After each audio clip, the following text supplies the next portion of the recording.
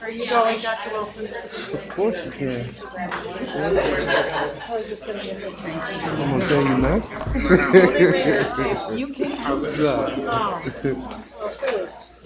You share the table. Oh. Oh, it's left. Okay, thank you.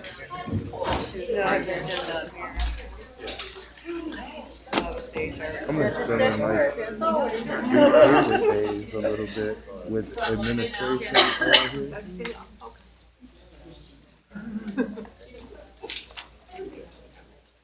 I know. Yeah.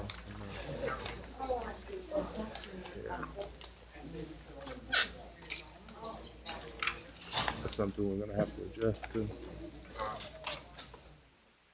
Yeah.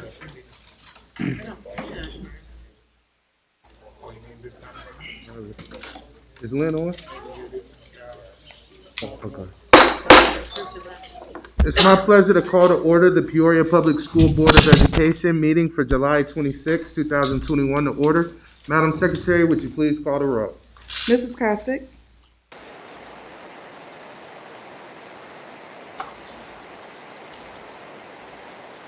Mr. Kloss? Mr. Murphy? Dr. Ranking? Mr. Shaw? Here. Mrs. Ross? President Wilson? Here. We have 7 present. Thank you. Would you please rise and join me for the Pledge of Allegiance? Pledge of Allegiance to the flag of the United States of America and to the republic for which it stands, one nation, under God, indivisible, with liberty and justice for all.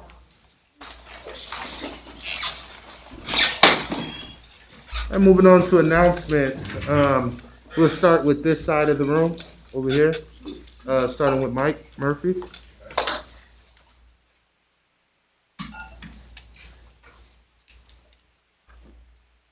For the Parent-Teacher Advisory Committee, which is co-chaired by myself and Dr. Reinking, we will be working on gathering community members during August and will plan to meet in September. More information will be announced soon.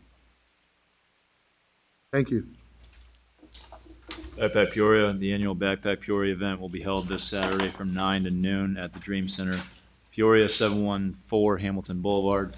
With your child present, the following will be available: backpacks loaded with school supplies, $10 uniform gift card while supplies last, free haircuts, a meal, medical and dental exams, free COVID-19 vaccinations. We'll see you this Saturday. Thank you, Chase. For sure. Kickoff to kindergarten. We are excited to offer a wonderful opportunity for some of our incoming kindergarten students. Right now, students entering kindergarten at Whittier, Franklin, Roosevelt, and Treewind have an opportunity to kick off kindergarten before school opens on August 18th. Families who enroll now will have the opportunity to attend. Families can go to their child's school and get them signed up and begin the program.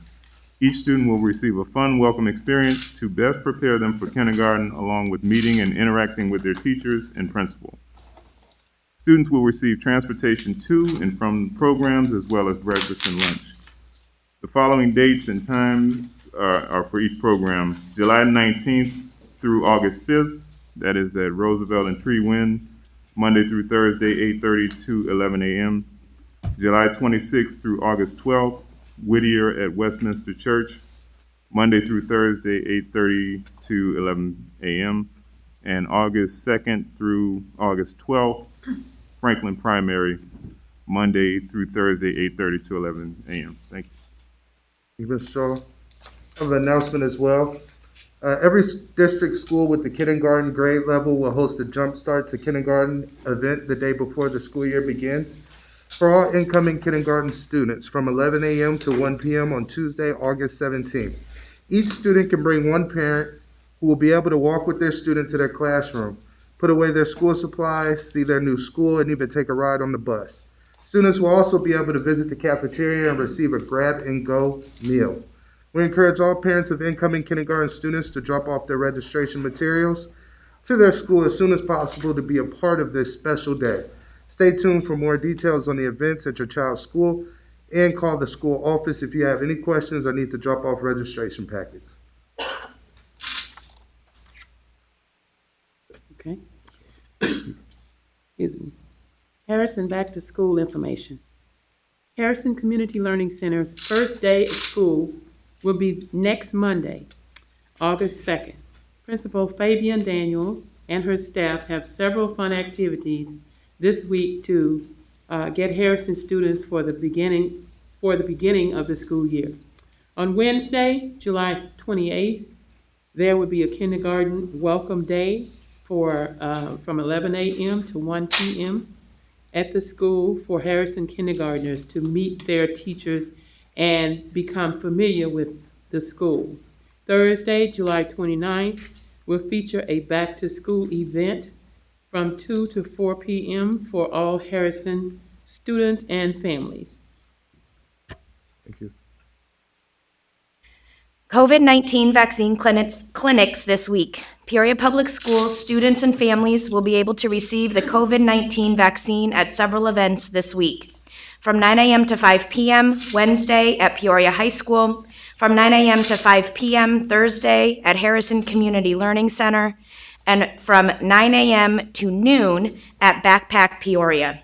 We encourage all Peoria Public Schools students 12 years and older and their families to discuss the benefits of the vaccine and receiving it prior to the start of this school year.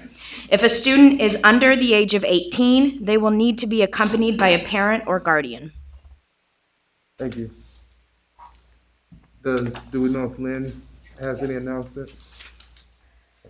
Immunizations and physicals. Parents of students entering kindergarten, 6th grade, 9th grade, and 12th grade this school year, it is important to get started now on getting your students' physical and immunizations completed prior to the school year. Contact your health provider today to set up an appointment in these last few weeks of summer before the school year begins. Also, any student not in compliance with their physicals and immunizations from last year also are required to get those completed prior to the start of this school year. Please contact your school if you have any questions regarding the physicals and immunizations requirements for your students. Thank you, Dr. Reinking. I would like to just give notice and appreciation to our lovely students at Glen Oak for this board and our students over at Hines for creating this board here. Next, we have Student Showcase. Carly Imkin, Richwoods High Principal.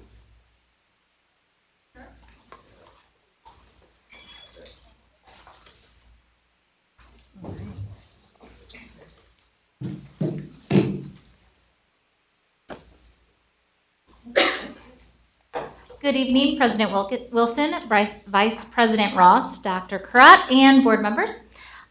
This evening, we have two groups that we're going to recognize for our student showcase. And our first group is our track and field. Tonight with me, we have Coach Lucky and Coach Padera. They are going to be singing the praises of their 4x100 relay team, which is made up of Richwood students Mariah Cade, Jesse Tran, Jamila Richardson, and Mia Jackson. This is the first time in Peoria Public School history that a girls relay track team has won state. So we're going to...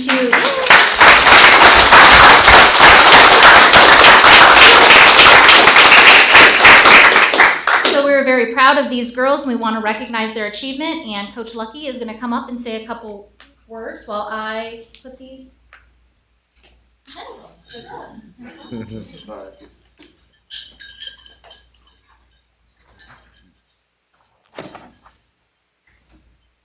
Good evening.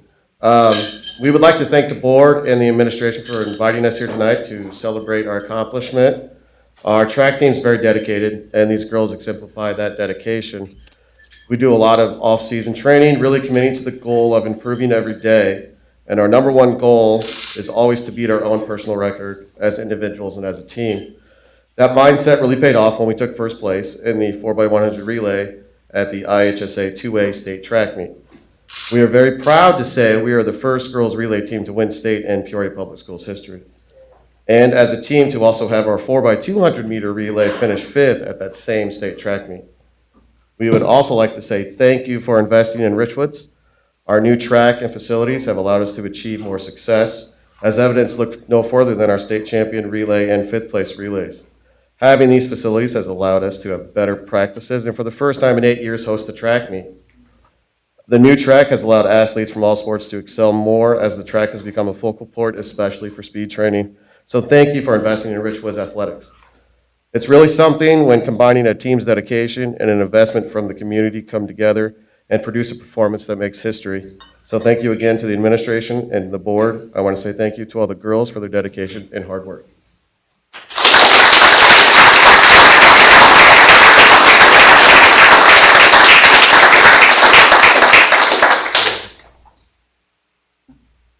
Up next. Oh, okay, great, sure. And we do have a video also. We have the events coach. Everyone said the tennis courts are the next coming up. But who's showing the video? Michelle's got it.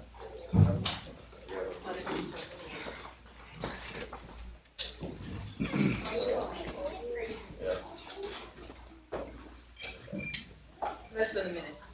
Well, they were pretty fast too.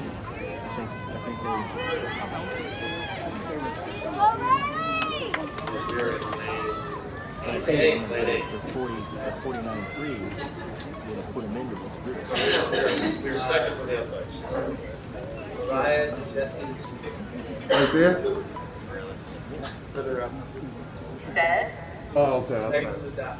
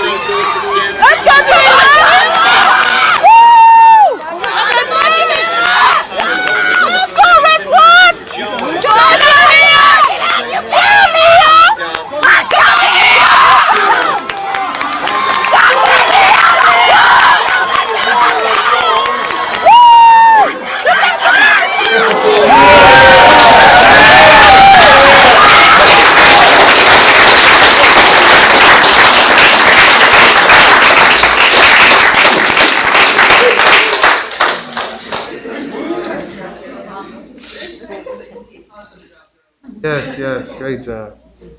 And And coaches. up next- oh, I'm sorry, yes. Okay.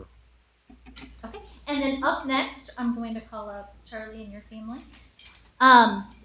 So we're also going to introduce our boys swim coach, Coach Lynn Thompson. This year, Coach Thompson nominated Richwood swimmer Charles Wentworth for the USA Today's Nick Murphy Humanitarian Award. This is the first time one of our Peoria Public School students has received this award. This is a great honor, and Coach Thompson is going to share about this award and why she nominated Charlie.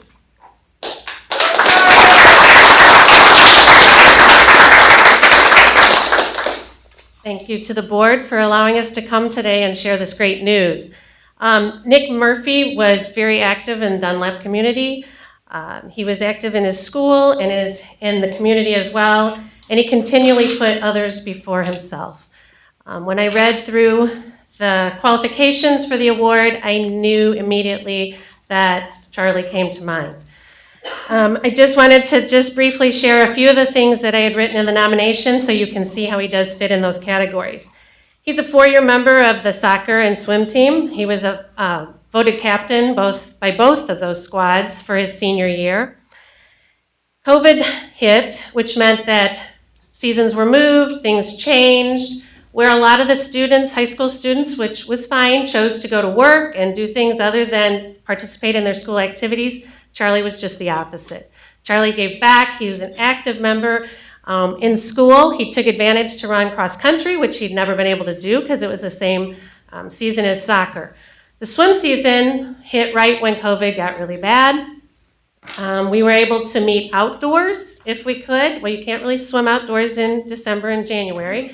But Charlie took it upon himself to organize the seniors and with myself, and we did many things outside to keep the morale up, to keep kids active and going. He also, with the help of his mother and father, set up a community service where we went to one of the veterans in the area, their home, and we raked and cleaned up their yards and everything. He's just continually thinking of ways to give back to others.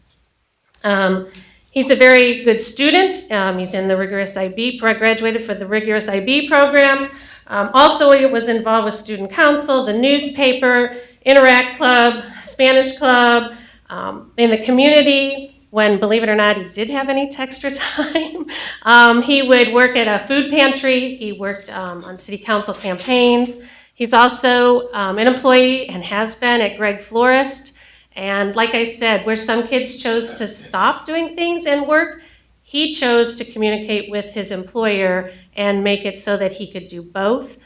He currently is still working there until he leaves for school in the fall, but he has worked his way to where they trust him and love that he's able to help ordering all the flowers for Greg's Florist, and so that's kind of a big deal for a student his age. So I just find him to be extremely reliable. He's a leader. He's someone who gets along with not only his peers, but also the school faculty and people in the community. He really, I think one thing that really stood out in my mind with Charlie too is when younger kids come in, sometimes I think they kind of get left behind, and as your senior year, you're more into, it's my senior year, all right. And Charlie really reached out, made every effort to make kids feel welcome. And in this day and age, as we know, with everything kids are going through, both physically and mentally after COVID and all, I just think that's really important that he has that quality.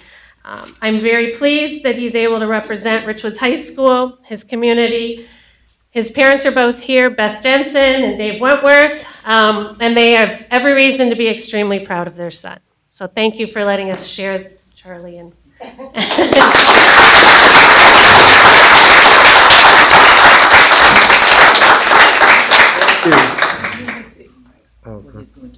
Okay. Charlie, would you like to make a few remarks? I would just like to thank all my teachers, friends, and coaches I had throughout my time at Richwoods. Miss Emkin for making Richwoods a great place to be these last 4 years.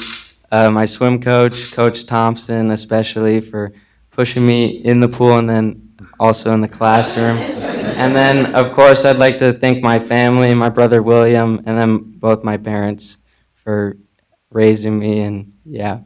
Thank you. Where are you going to school? And I'd like to thank the Charlie, where is he going to? Are you going to Georgetown? Where are you going? I'll be attending American University in Washington, D.C. this fall. And also, can I get the families of those that are here today for the track team, as well as for Charlie? If you could just stand up and be acknowledged.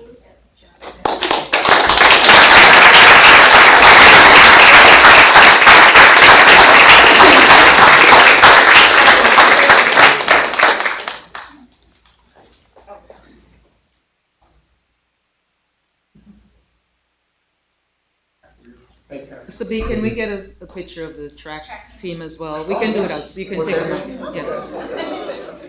Yeah, it's not that many either. Come on. Yep.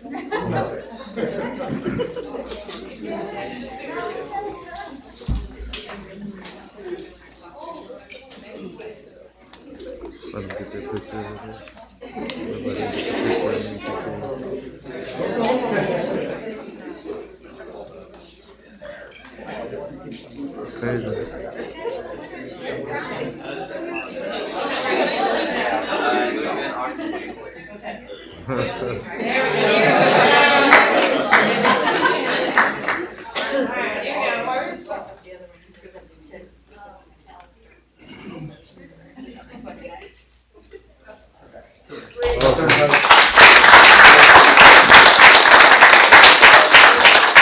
Okay, moving along. Next, we have district presentation, starting with the construction update from Mr. Mick Willis. And just an announcement, You can leave if you would like to tag team. Yeah.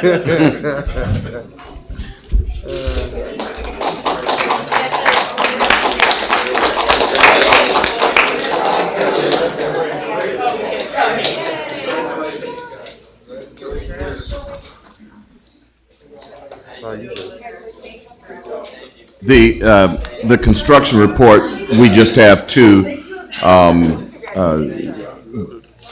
graphics that we want to give you for that report. The first of the two give you an overview of the projects that we passed or that we completed with the half-cent sales tax money. You'll recall in 2016, we went to voters for a half-cent sales tax to fund primarily air conditioning the remainder of our schools.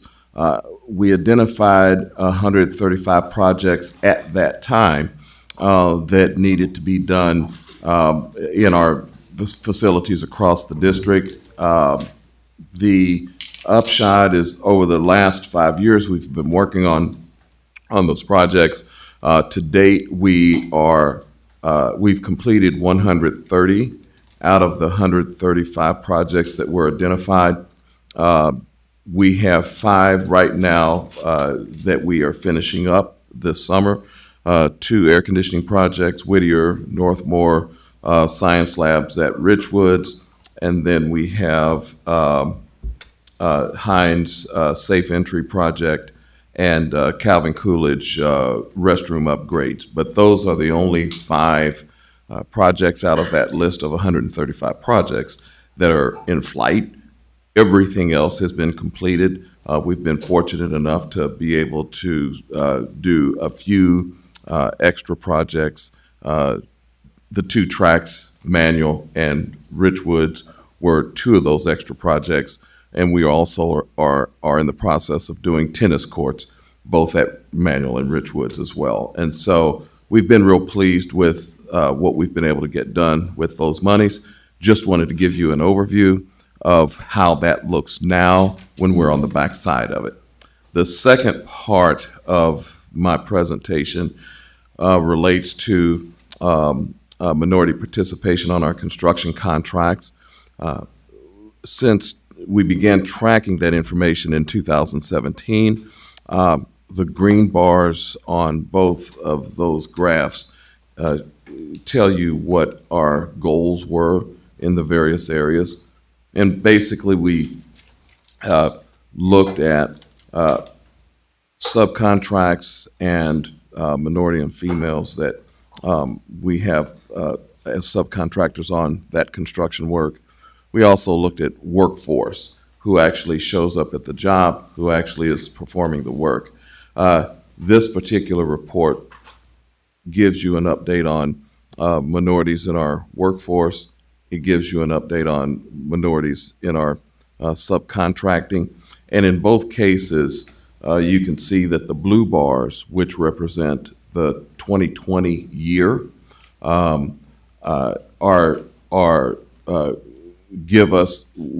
show you more progress toward those goals than the purple bars, which are years 2017 to 2019.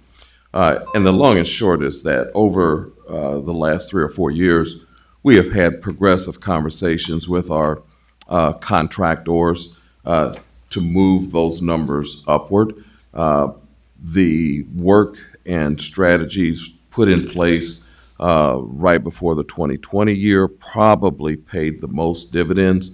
That continues to be a work in progress, and we intend and hope to improve on the results that you see for 2020. We did want to give you, as part of our construction update, not only what we've completed in terms of projects identified, but also how that looks when you pay attention to the folks doing the work and the folks who we have subcontracted also for that work. And if you have any questions, I'd be happy to answer those. Otherwise, really just wanted to do a quick drive-by with respect to construction and what that's looked like for us over the last 4 or 5 years. Just a quick update, wanting to thank Mr. Willis for doing an amazing job with our partners. I don't know if Mr. Hooks is here, but he has been a partner as well from the community. We met regularly and continue to strategize to improve. So, yeah, it's amazing progress, and definitely wanting to thank Mr. Hooks for being a thought partner in terms of improvement and strategies. Thank you. Is there any feedback or questions for Mick Willis on the construction update? Seeing none, I did. Just thank you, Mr. Willis. This is the type of information that we did ask for the public so that they can see how this money was being spent, what's in flight, what's been done. And also on the minority participation, this is an area of focus. And we are currently working on new policy to strengthen these numbers. So thank you. Mick, I did have one question. Now, when you go into the school building, some of our buildings have a space where you go into before you walk into the actual building. Where are we at with getting that for all of our schools? How many schools don't have that right now? And are we working to make sure that the schools that don't have that added security feature, we're working on getting that done? I think we've addressed most of those, I believe. Probably the one that we're going to try to work through that would be the biggest challenge also is manual. Yeah, and that just takes some thinking because of the way that things are laid out. But I would say that probably is the one that, as we reflect, we think that one is one that needs to be addressed. And I think other than that, we should be in pretty good shape. Okay, thank you. ISU reference times, that's the work that's going on at ISU right now. Okay. Mm-hmm. That'll work. Whittier's. We did theirs. I think we did something there Yes. recently.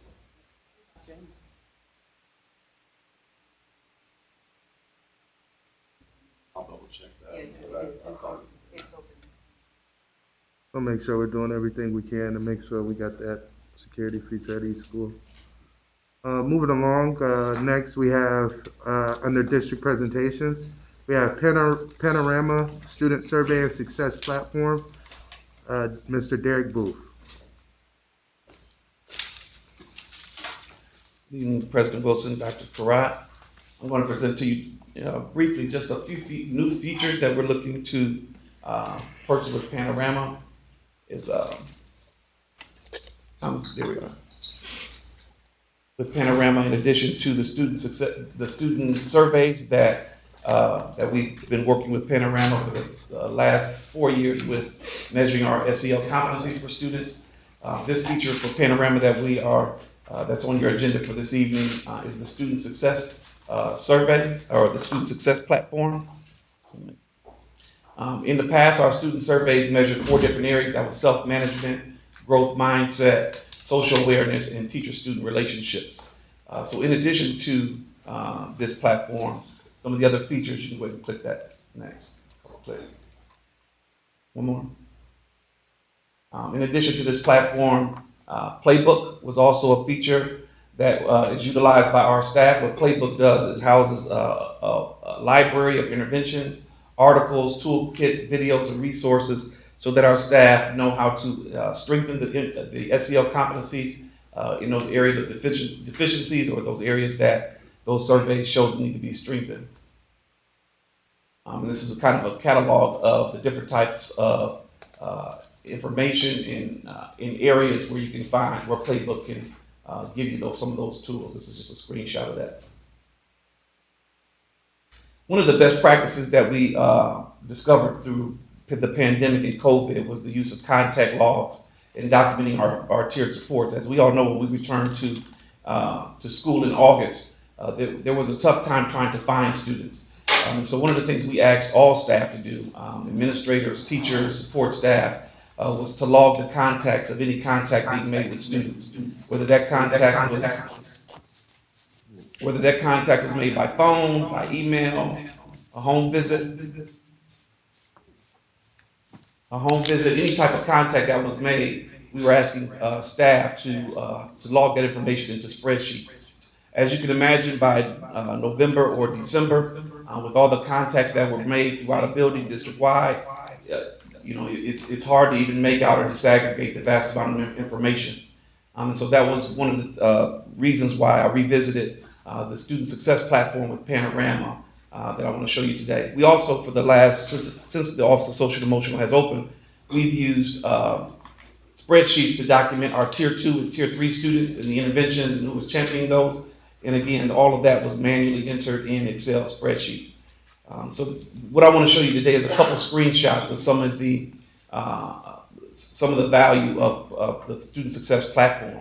One is at the click of your wrist, our staff now will be able to just click what type of support was given to our students, whether it's a call home, whether it's a home visit, then type a note, and then at the bottom you would save.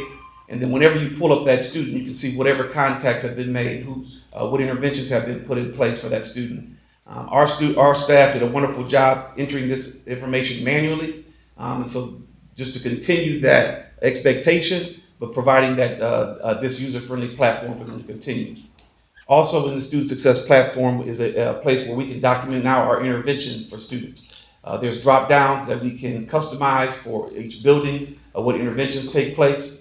We can check if it's a Tier 2 or Tier 3 intervention, what is the goal of the intervention, what strategies will we use, who will champion the interventions, the start date, how often will it be monitored, and it will track those interventions over time with graphs, with logs. Also, this platform would also allow our problem-solving process to take place a lot easier. Right now, we have to look through those spreadsheets to find the data to make sound decisions on implementing what interventions to put in place. Now that all on one page with each student, you can see their grades, you can see their NWA scores. You can go ahead and go to the next one. You can see their attendance. You can see what days they missed, if there's a pattern. The behavior, you can see how many referrals that they have. And then you can also see their social emotional learning survey scores. And so when you have all of those features on one page, when our SEL staff and our problem-solving teams meet, it helps them to make better informed decisions in a time-efficient way. This data can also be looked at a school level or all on one screen where you can see the academics, the attendance, the behavior, the SEL at a school-wide level, but also you can break it down by grade level. You just want to see the students that are not doing well in math or the students that are having poor attendance. And that way you can create interventions for those specific groups of students. I just wanted to highlight some of the new features of Panorama that we have on your board agenda today, and just to show you the difference of the student surveys and then this additional platform that will assist with providing supports to our students, and it will assist our staff with being able to see the holistic view of the data for our students as well. Any questions? Was it piloted?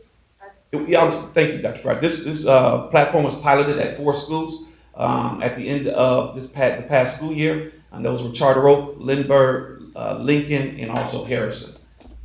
And all the schools and the staff overwhelmingly had positive feedback.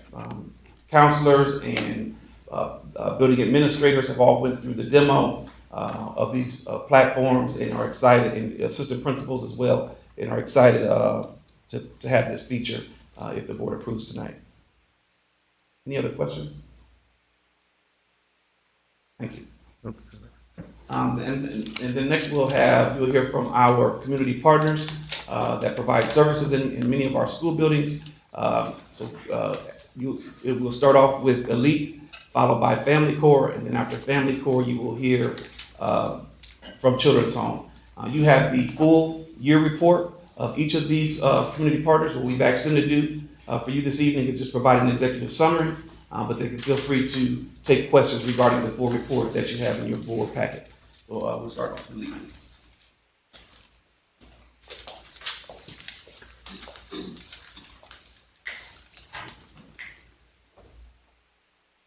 Good evening, President Wilson, Vice President Ross, board members, Dr. Karat, and community. I used to, just side story, I used to be able to run like them. And then I woke up, okay. Okay, in 2011, at the behest of the superintendent, Elite Youth Outreach became an everyday presence in one of our schools. That work continues to this day at both Lincoln K-8 and Glen Oak Community Learning Center. The role of the Elite staff in both of those buildings is to help manage students' behavior so that American heroes, teachers, get a chance. Our objective is to empower students to make good and wise choices and to instill in them the power of respect and the value of a good public education. In 2021 season was a challenge for all of us, starting out with all students virtual and later hybrid. Elite played an active role in engaging with the students. We helped to deliver devices for virtual learning. We made home visits to get students that were not engaged online engaged. We conducted well over 3,200 site visits, most on behalf of our teachers and administrators, but quite a few at the request of our parents, who some of which were at wit's end. What is a site visit? A site visit during a pandemic is an Elite compliance officer masked up, gloved up, knocking on the door, ringing the doorbell, placing whatever item she has to deliver to that household, such as technology, homework, food, or even an Elite note of hope. They place it at the base of the door, back up 6 feet, await the response from the student and their parent guardian. Please understand that this quickly moves from a site visit to a relationship building site hub. And as you can see by the ethnic breakdown of our school charts on page 1 of our written report, both schools, both Lincoln and Glen Oak, are dominated by African American students. So it's not by accident that our teams consist of qualified compliance officers that attempt to match each school's demographic breakdown. The Lincoln's team is made up of a white male, a black male, and a black female. The Glen Oaks team consists of 2 black males and a black female. The Elite Director of Compliance is a seasoned, well-qualified black male that splits his time between both schools. The youth we serve are primarily students who live in single-parent homes, generally female-led. Because of this reality, Elite compliance officers are often surrogate parent figures for those students who support them both in and out of school. Each Elite compliance officer operates with selected caseload of students from all tiers, including Tier 2 and 3. And disruption was the top issue at both of the schools this school term. In the fall semester of 2020, when virtual classes started in Peoria Public Schools, the district realized that there were many students who were missing in action. For whatever reasons, these students were not attending virtual classes at all. Elite offered to help. The district furnished Elite with a list of the students whom the Elite Game Changers were able to locate and began bringing to the Tribune Pavilion for a group virtual learning. The Game Changers held the students accountable daily for their attitude, their conduct, and their attention to daily lessons. They provided transportation to the students as well, and fabulous breakfasts and lunches. In the spring semester of 2021, once the school district started transitioning back to in-person learning, the teachers were overwhelmed by a surge of aggressive and disruptive behavior from students who had regressed in both conduct and academics as a result of the pandemic, lockdown, and the virtual learning experience. Students whose behavior were truly off the charts were sent to special sessions of virtual classes under the guidance and support of the Game Changer team. They attended these classes at Tribune Pavilion until their attitudes and their academic performance was sufficiently improved to earn their way back into the traditional classroom. The Game Changer team consists of a district-assigned substitute teacher, a college-certified tutor mentor, and 2 elite hired certified teachers. Every student was able to receive one-on-one support if needed.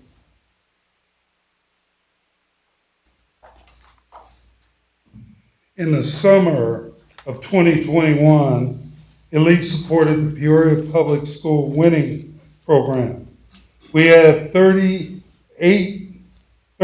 grade students from across the school district who were in danger of being held back an academic year because of behavioral issues. The concept was their last chance to get their academic behavioral life together. 7 weeks of consistent and intense, there's been a turnaround. It was led with 4 days a week, programming 4 days a week, from 8 to 2 at Lincoln School. Students received a daily hot breakfast and lunch. Each student received 150 minutes each week of algebra, 150 minutes each week of language arts and writing prompts, high school prep, and they also had homework assignments. Each student also received 300 minutes of SEL life skills sessions for all students, some gender specific. Classes included anger management, conflict resolution, and character development.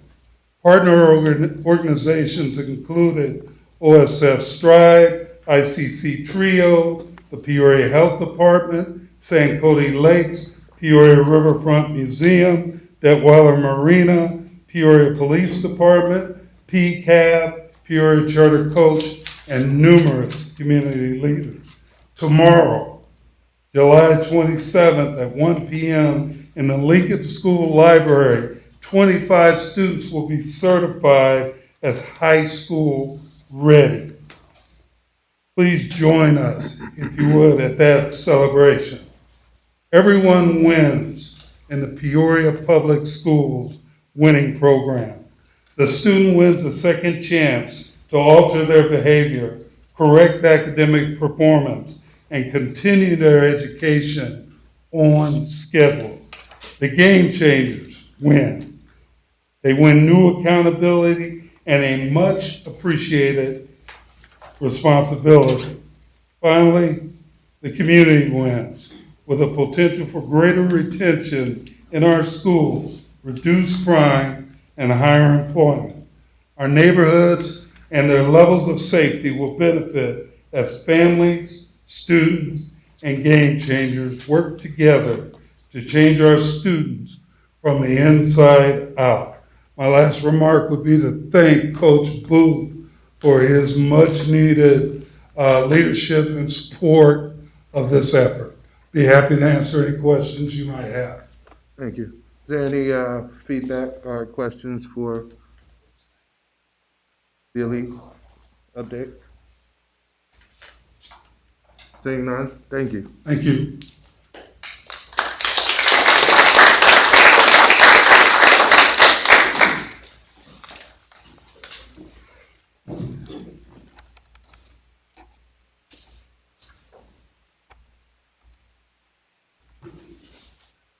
Good evening, Board President Gregory Wilson and Vice President Martha Ross and board members and Superintendent Dr. Desmond Karat. It's truly an honor for me to stand before you. I am Samuel Duran, Outreach Supervisor for Family Corps. I serve under the direction and leadership of Ron Tyler, our Director of Outreach, and also under the leadership of our CEO, joining with me, Ann Lader Ferguson. And Family Corps is a private, nonprofit, nationally accredited social service agency that has served the Tri-County area continually since 1900, 120 years. We are committed to helping the individuals and families strengthen their lives through a variety of counseling, child welfare, family preservation, and preventive education services. Our mission, mobilizing, integrating critical resources and opportunities to strengthen families and develop sustainable communities. Family Corps is demonstrating this mission with the family school liaisons who are in 12 Peoria Public Schools for the school year of 2020-21. FSLs provided the service as listed in your report before you, and so much more in reaching 2,884 students. Through check-in, check-out, individual social and life skills, classroom observation, group and social life skills, mentoring, prevention, leadership, groups and clubs, basic needs such as school uniforms, hygiene, and school supplies and food, transportation for students and families, attendance, interventions, and monitoring, home visits, parent contacts, connect students and families to external resources, mentoring, transportation for jobs and medical visits, crisis interventions, and assist with need for support of teachers and office and staff. The FSL works side by side with the educators, children, and families to ensure social and emotional needs are met so education is a priority. The FSL works closely with the school and staff to serve the identified students in need of additional SEL support. And due to the decision, as previously mentioned by Mr. Carl Cannon, that COVID had great impact in our outreach to some of our students. So our numbers were less because of that. But however, Family Court desired to meet the needs of these students in the school and provide the following service outside of the school to help assist them to be successful in school. And so some of these are highlighted on page 8 of your report, but they delivered the streams to make sure they could do online learning. Some even helped parents and students learn how to log in so that they would not be missing in students. They've been called at times, they left to make sure that child could get in so they would not miss their class. To help families in delivering baby supplies with the Christian Partnership to getting baby formulas to families and delivering them to help them in the essential needs. FSL used MS Teams to work with teachers, conducting SEL groups and individual sessions with students. FSL met with students practicing social distance outside of their homes to read books, to do individual sessions and group sessions, even with their siblings within the house. FSL's work with attendance tracking, as Coach Booth said earlier too, in tracking and contact mapping and helping to keep these students connected through e-learning in schools. FSL helped distribute food to the families thanks to the leadership of the board to make sure the meals are going on through COVID and during the summer. The FSLs were delivering these meals, so Meals on Wheels were still happening. Family Corps delivered and picked up homework for students who were unable to access technology. Family Corps wrote and received a grant to provide tablets to give students in Peoria Public Schools in recognition of their great work as identified by their principals and teachers. Family Corps also wrote and received a grant for $34,000 to assist Peoria Public School in providing additional services and staffing and PPE supplies. We were able to distribute, with the help of our FSLs, 4,000 children masks, 2,500 adult masks, and 345 2-ounce bottles of hand sanitizer to 273 adults and children attending Peoria Public Schools. And 93% of the students receiving SEL on anxiety reduction reported improvement in the ability to handle anxiety. And bringing those groups are basically teaching them what COVID was, how hygiene can keep them safe and help reduce that anxiety, helping them to focus on their learning. And then also Family Corps received a $2,000 grant that resulted in distributing 40 $50 Aldi gift cards to families in need.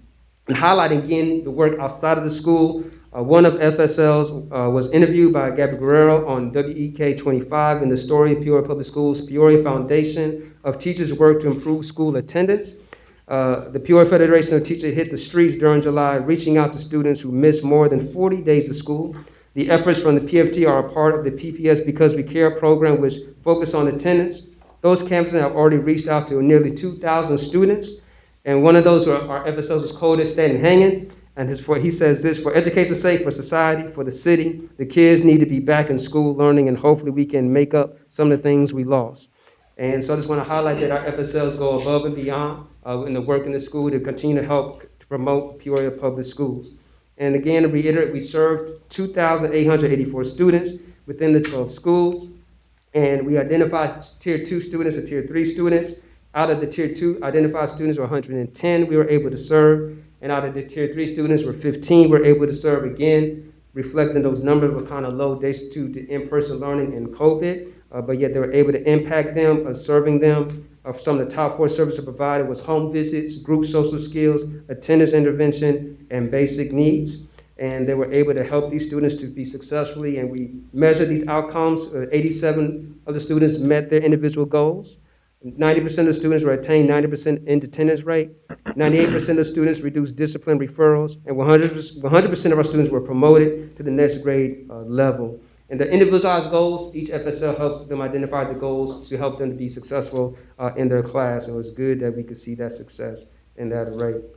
And so those are the works that our FSLs mainly do. Of course, if you have any additional questions in the label in your report, feel free to ask. Excellent. Thank you. Is there any questions for Family Corps? Mike? Not so much a question, but I just wanted to speak. I know personally one of your liaisons that has been at Keller School. She has not only been a resource, she's always positive. She's always there to help our students, our faculty, and all the parents included.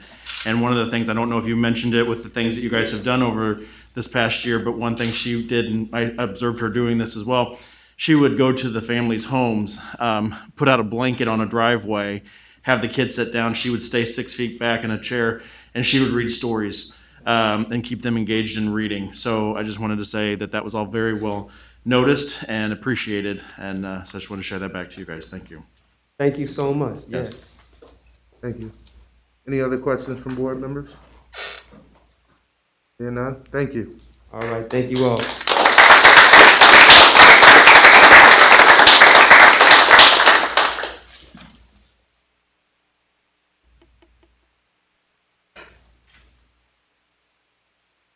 Good evening, everyone. I am Regina Bridges. I am with Children's Home, the clinical coordinator for the school-based team. So I'm just going to tell you a little bit about our services that we've provided for the students this year. These are clinically based services, so therapy, along with the skill building and social emotional learning. Our numbers are shown as lower this year as well, similar issues with COVID. Some of those being unique challenges with telehealth and providing therapy through that method. A lot of the connectivity issues, access, home environments with multiple children in the family, that kind of thing. In addition to that, we had our own restrictions through Children's Home as an agency for about a year, from March 2020 to March 2021. We weren't allowed to do our normal in-home visits. We could do some outside stuff, distanced, masked, of course, and we weren't any longer allowed to transport for a whole year. So that really challenged us as well, because historically we've been able to do those things for our families. So those are some unique challenges. Also, the referrals, we just weren't getting as many. A lot of them were attendance-based, which was a struggle to get in contact with those families and get them engaged in services. So looking at the numbers, though, from our mid-year report to our end-of-year report, our numbers did double.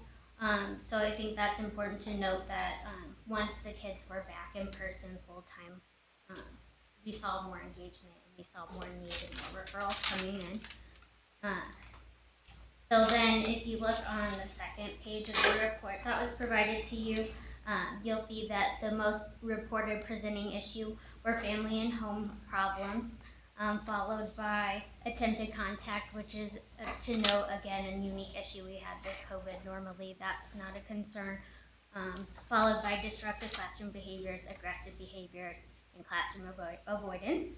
And then the top 4 provided services were therapy, both family and individual, community support, so that's skill building, and then professional collaboration, teaming up, working with staff, anybody, the other caseworkers, anybody involved with the student. And then therapeutic service planning, so that would be things like setting their goals and doing assessments with the kids. So it's important also to note that the number 1 presenting issue of family and home definitely coincides with the number 1 service we provide is the family and individual therapy. And we have that unique opportunity to be able to provide those clinical services in the home and in the community, and doing family sessions and providing those intensive services. I also want to note that although grief and loss did not make it to the overall top 4 presenting issues, at both tier level 1 and tier level 2, because we see all tier level students, it was it was the number 3, and that was under the family, home, and attempted contact. So if you just knock that attempted contact out, really the second presenting issue, which has been significant increase this year. We have not historically had grief and loss as one of our top issues. And then overall outcomes, I added a chart to the report that I sent this afternoon. I don't know if you got that one sent out, because I had it by tier levels, but overall, about 48% making moderate progress, with the 3% making substantial, and then 24% minimal progress. I put little legends on there, so if you have any questions what that means, you can see there. And then the others were either we couldn't engage the family or they weren't making any progress. During the summer, we have been providing in-home and community supports and those therapy services to 60 students across our contracted 9 schools. We also provided social emotional learning groups through the 21st Century program during the summer school, as well as after school during the school year. And that was at Sterling and Glen Oak for the summer school, which serviced Sterling, Lincoln, and Von Steuben, and then Sterling, Lincoln, and Von Steuben for the after school during the school year. And then for the new school year, we are looking to contract with Harrison to provide a school-based therapist there, as well as provide a traveling group therapist for focusing on that grief and loss, those issues, specifically working with parent groups and student groups. So that's what I got. Do you have any questions? Thank you for what you've been doing. I know a lot of people have noticed some of the numbers during the pandemic on reported cases of neglect and abuse went down briefly, but that wasn't because child abuse wasn't happening. It was because it wasn't being reported. You know, our teachers are the ones who are when the kids are in classroom, they're the ones who get to see when a child isn't being fed or is having unusual bruising and different things like that.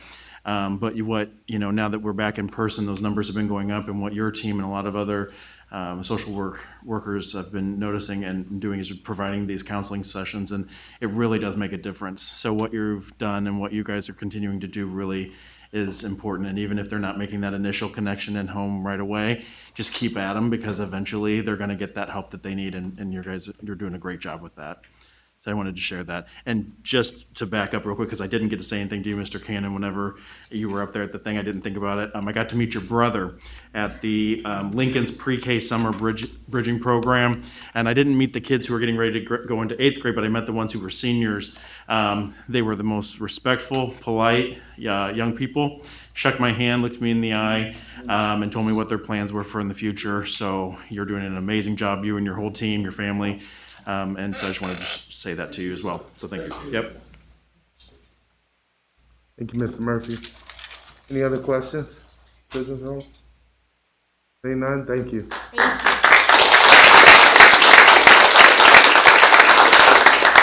you have comment cards? No, I have any. Cammy? No. Any comment cards?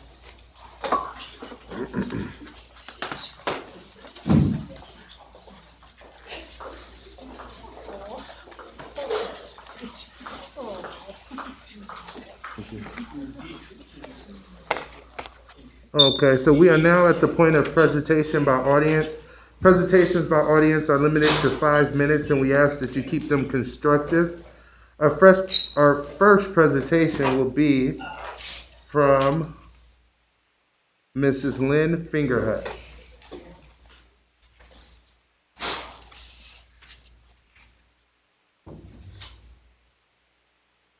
Good evening.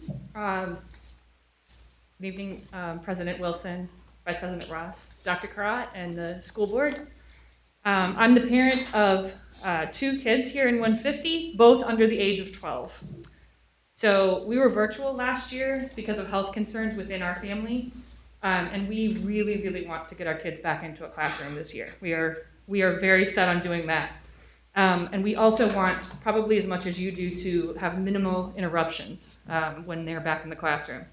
My kids can't be vaccinated for COVID, even though their parents are. We hope that maybe later this school year they will be able to be, but they can't right now due to their age. And as you probably, most of us know, The Delta variant is spreading. We have the state next to us is #1 in a number of metrics with Delta, and it's more contagious than the previous variants that we've had with COVID. So the American Academy of Pediatrics has just changed their recommendations or updated them to reflect these current conditions. And the guidelines state that all students older than 2 years of age and all school staff should wear face masks at school unless medical or developmental conditions prohibit use. And they recommend universal masking in schools at this time that meet several criteria. And one of the criteria is a significant portion of the student population is not eligible for vaccination.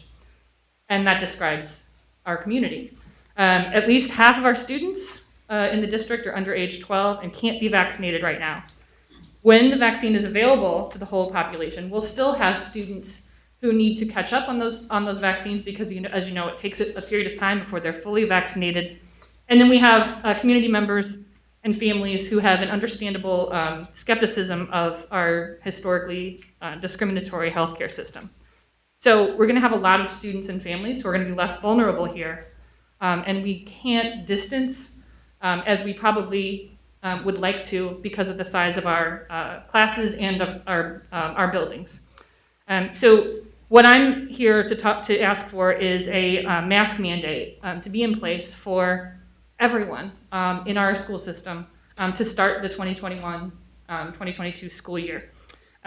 Without a mask mandate for everyone, including all teachers, all staff, all students, and all visitors, we're potentially on a path for a lot of quarantines, potentially outbreaks, and ongoing threats of having to retreat back to virtual, which I don't think anyone is really looking to do this year. And to give our kids a fighting chance to stay in the classroom, we really need to have everyone masked. Everyone includes people visiting the school. One of my kids is at Whittier, and we have a strong relationship with Bradley University. A lot of students and student teachers are in our building, and that kind of relationship really benefits those students and also our District 150 community. Bradley University is not requiring vaccinations on campus this year, not for students, not for faculty or staff. So again, to just be consistent, to have everyone coming into our buildings masked adds to that protection for my children, for their peers, and for teachers who maybe are ineligible to be vaccinated or who still could potentially contract a case of COVID and have to miss school, even while vaccinated. We want to avoid these ongoing exposures and repeated quarantines. And I really appreciate, I've gotten some, I wrote an email and I got some feedback from several board members, and I really appreciate your time. I know that you're all being put in very difficult situations and really being tossed all of this responsibility to be public health officials has something that you've all had to deal with for over a year. I appreciate your efforts. I appreciate the communication that you've had, and I really appreciate that you're doing outreach, trying to reach these families, trying to help our community, and doing vaccinations within our school district. So I really appreciate all of that. And the larger public health failure isn't your fault, it isn't your responsibility, but our kids are in your hands. So I want to give them, all of our community in 150, the chance to stay healthy and to stay in classrooms this year and to have everyone masked up. Thank you very much for your time. Thank you, Mrs. Fingerhut. Next presentation would be from Amber, and please excuse me if I mispronounce, but Mrs. Amber Paula Marson. Thank you so much. It's Papula, actually, which if any of you knew my mother, Mrs. Papula, she was a teacher at Northmore for many years until she retired in 2020. I just basically am here to kind of piggyback on what Mrs. Fingerhut said. For me, last year, it was very hard for me to believe that the students were going to have a successful return to school because I was watching in the hospital from inside the hospital as departments in the hospital were having COVID outbreaks. And so I was very impressed with the efforts that the school put forth to protect our students and make sure that everybody could have a safe finish to their school year. Obviously, nothing is perfect because we have children who are all learning and dealing with the adversity of the pandemic. But at the same time, we know that what we did last year in terms of making sure that students were masked in the classroom and exercising proper precautions around each other kept the vast majority of our student body and teachers safe from infection. And now that we're looking at the Delta variant here in Peoria increasing, I know that you guys are all in communication with the health department, and they communicated to the rest of us last Thursday that Delta cases are definitely on the rise here in Peoria, as are our infection rates again. And I just want to reiterate that the policies you guys had in place kept our students safe last year, and seeing that masks are on students' faces again, at least through this first semester when vaccines will possibly be coming available to our younger students, would give an extra and necessary layer of protection to everyone in the schools. So, thank you. Awesome. Thank you. Thank you. Our next presentation will be from Mr. Terry Knapp.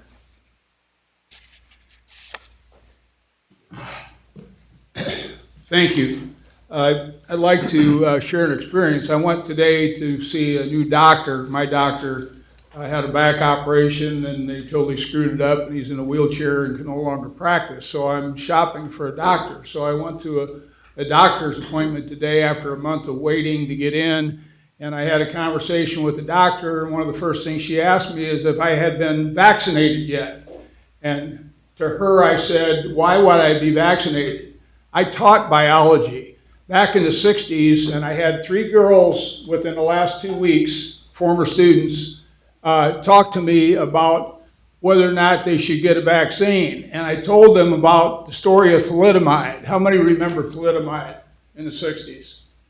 Where they gave the drug as a sedative to pregnant women and said it would help ease their anxieties and so forth. And they had the thalidomide babies with the seal flippers, the hands and the legs that were fused together, because the chemicals in the thalidomide caused that to happen to thousands of young ladies who had babies. I taught some of those students with the seal flippers.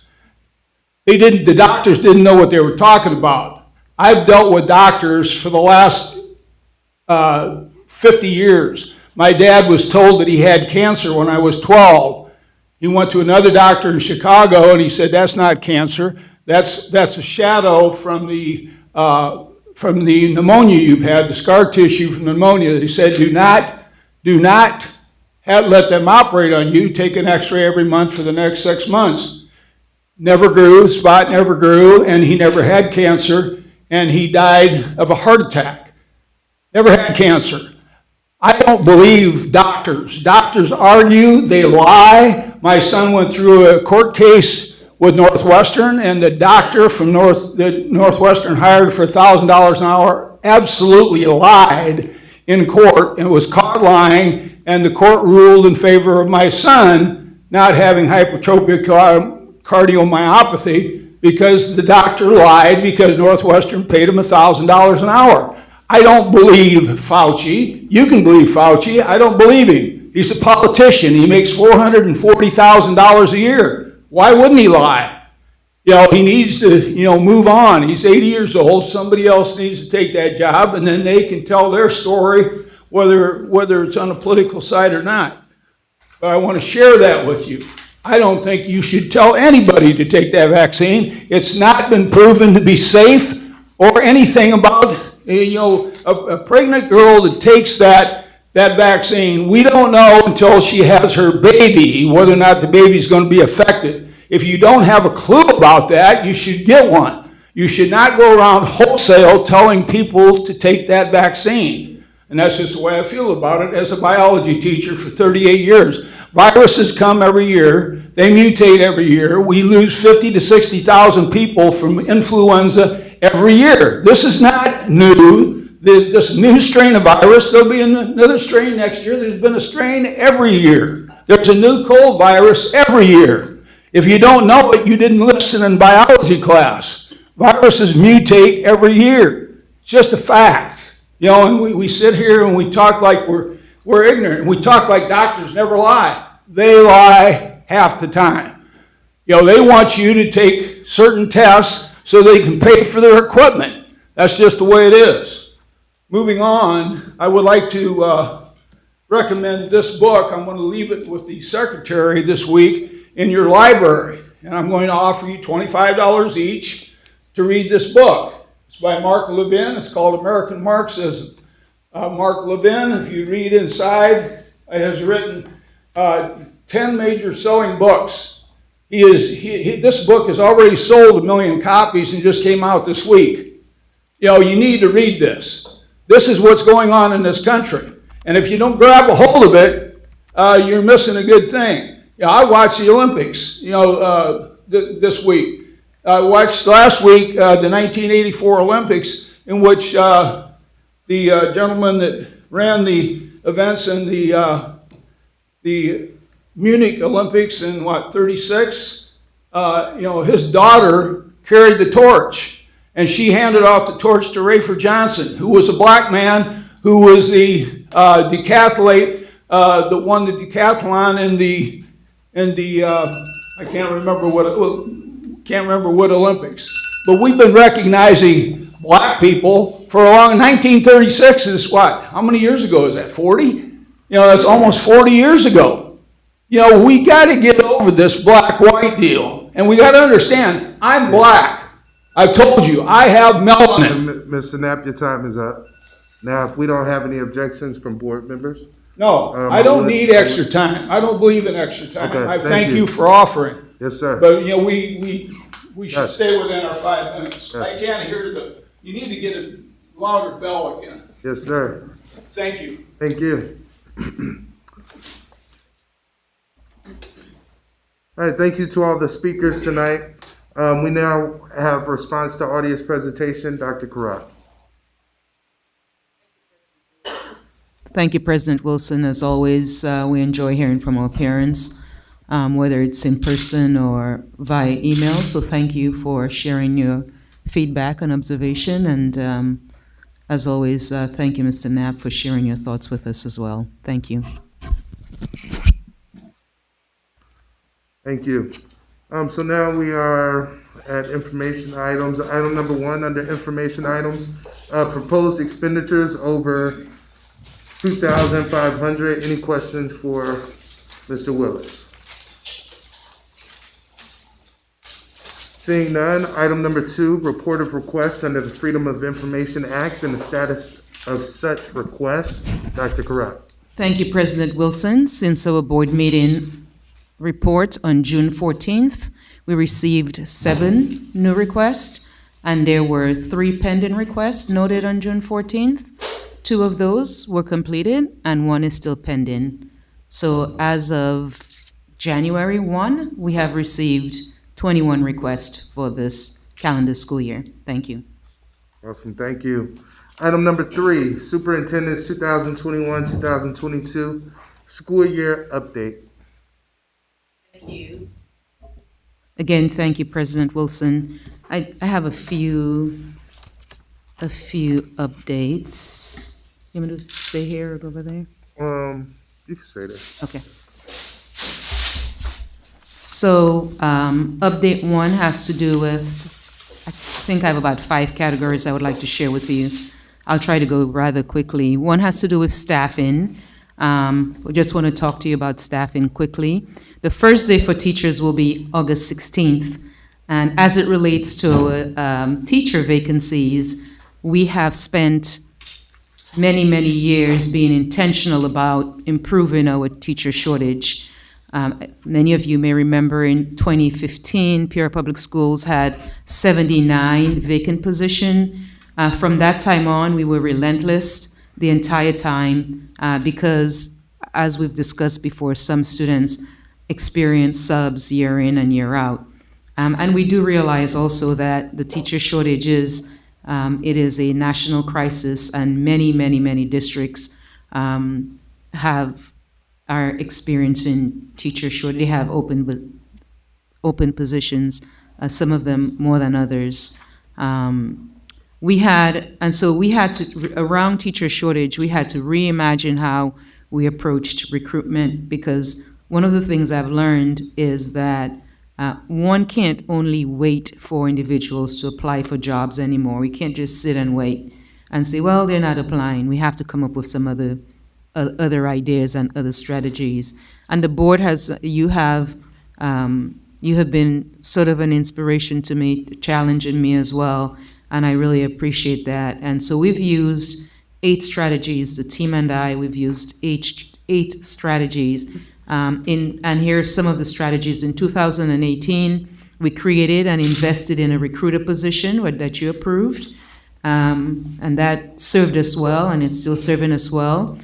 We also targeted our student teachers very, very earlier than we did before, and offered them jobs early. So on your board report, you'll approve it. It will say pending paperwork. Before they even graduate, we kind of catch them, because we ask them questions like, why did you go to this other position or this other district? And they'll say, we went to the district that gave us an opportunity first. So out of that, we received about 20, we gave out 20 letters of commitments and offered 20 jobs.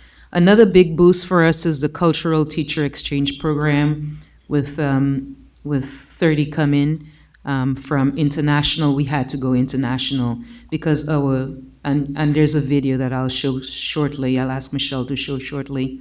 We also expanded mentorship for the first year teachers and our new teachers. We also took a hard look at our internal staff and scheduling, and made adjustments, and got 26 positions from that process without increasing class sizes. We had the sign-on bonus, we had the candidate referral pay as well.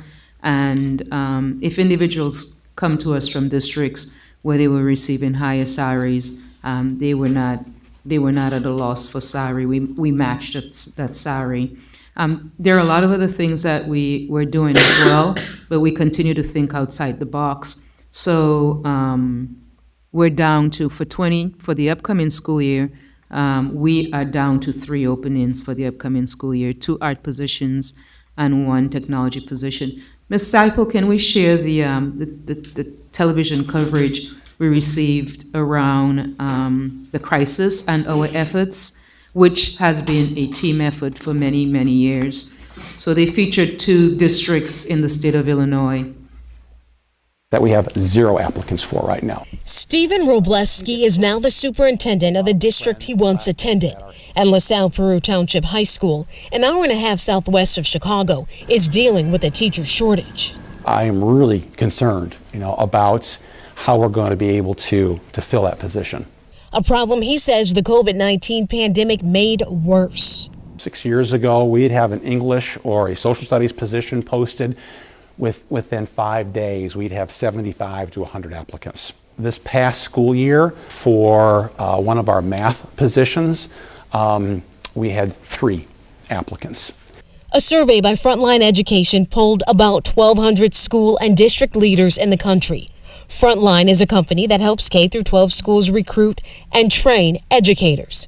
It revealed 2 out of 3 respondents reported a teacher shortage, and 75% of city school districts are dealing with a shortage. That's compared to 65% in rural areas and 60% in suburban districts.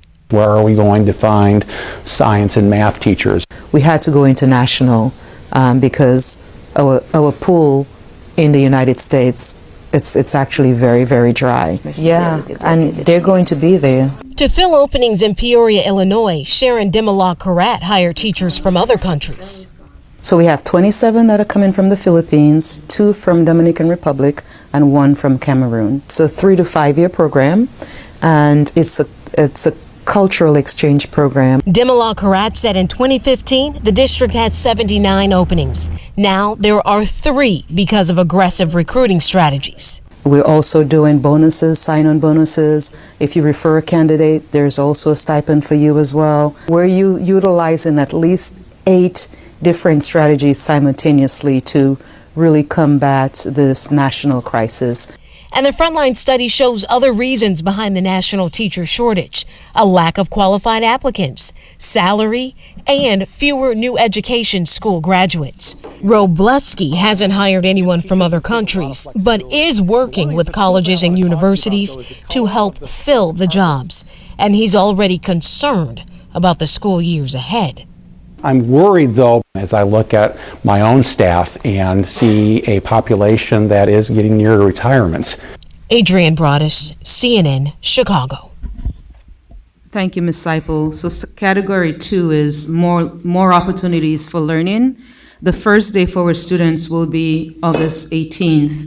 And we would just like everyone to please share that message, this message with anyone who is involved with Peoria Public Schools, that we would like our kindergarten students to be registered ASAP. I'm monitoring those numbers, and I would like our parents to get the kids enrolled and registered so that they can have access to all of the amazing opportunities we have for the kids. The numbers are coming in slowly. We are talking about continuing to market aggressively, and just want to get the word out to our families.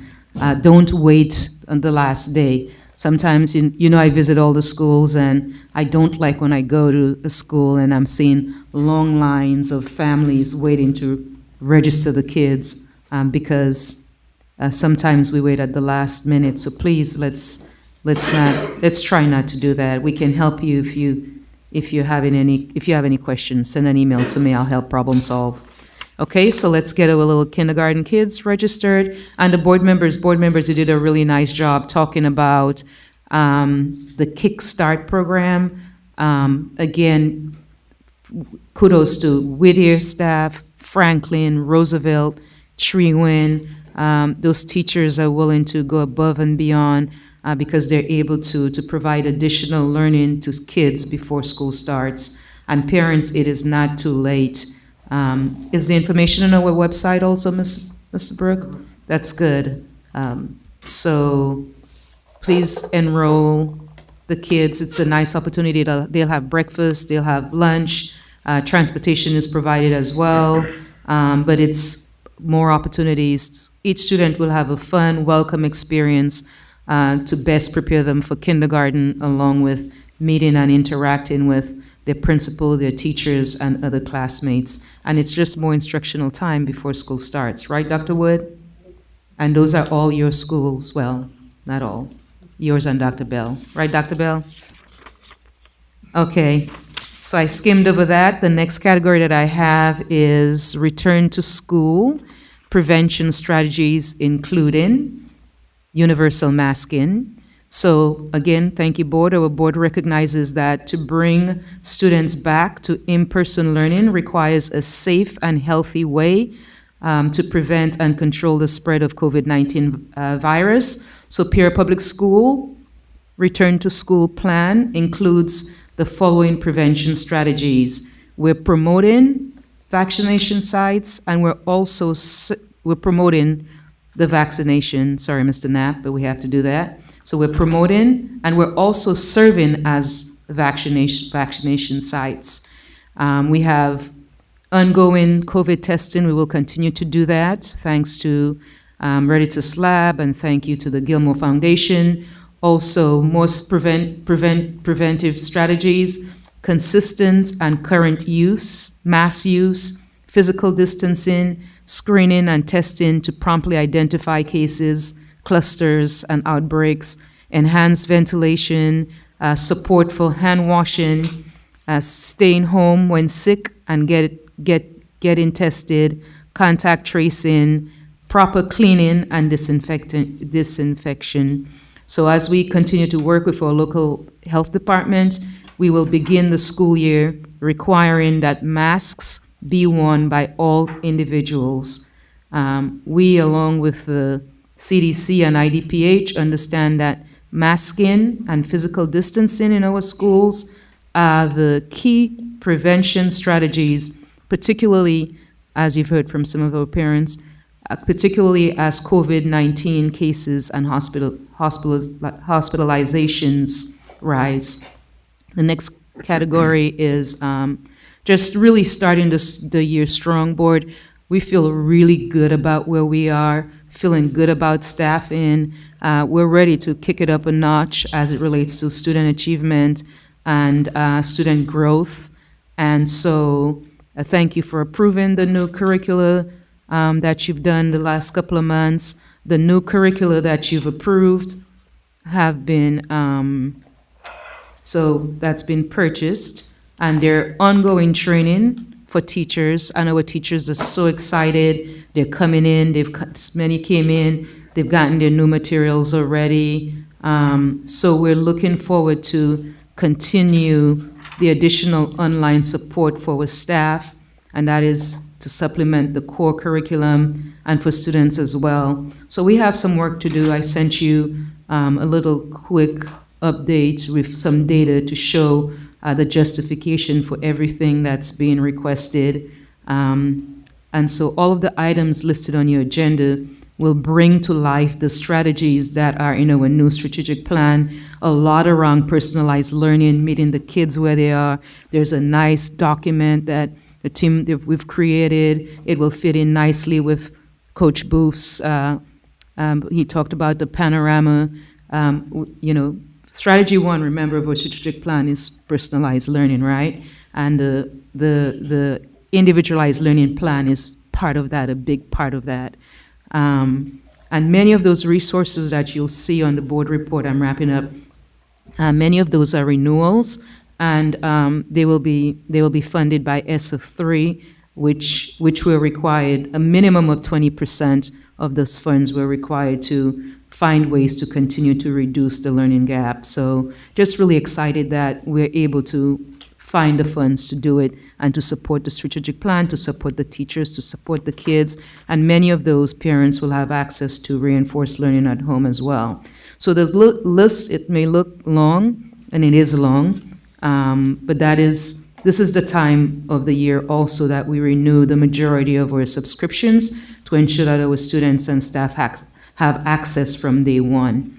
So I have that, and President Wilson, you had also asked about some advertisement that we're doing for the buses. So we could do it now, or we can wait. I was thinking maybe at the end of maybe the last thing that we could do before we leave. Okay, that'll work. Is that okay? Thank you. So that concludes my quick update.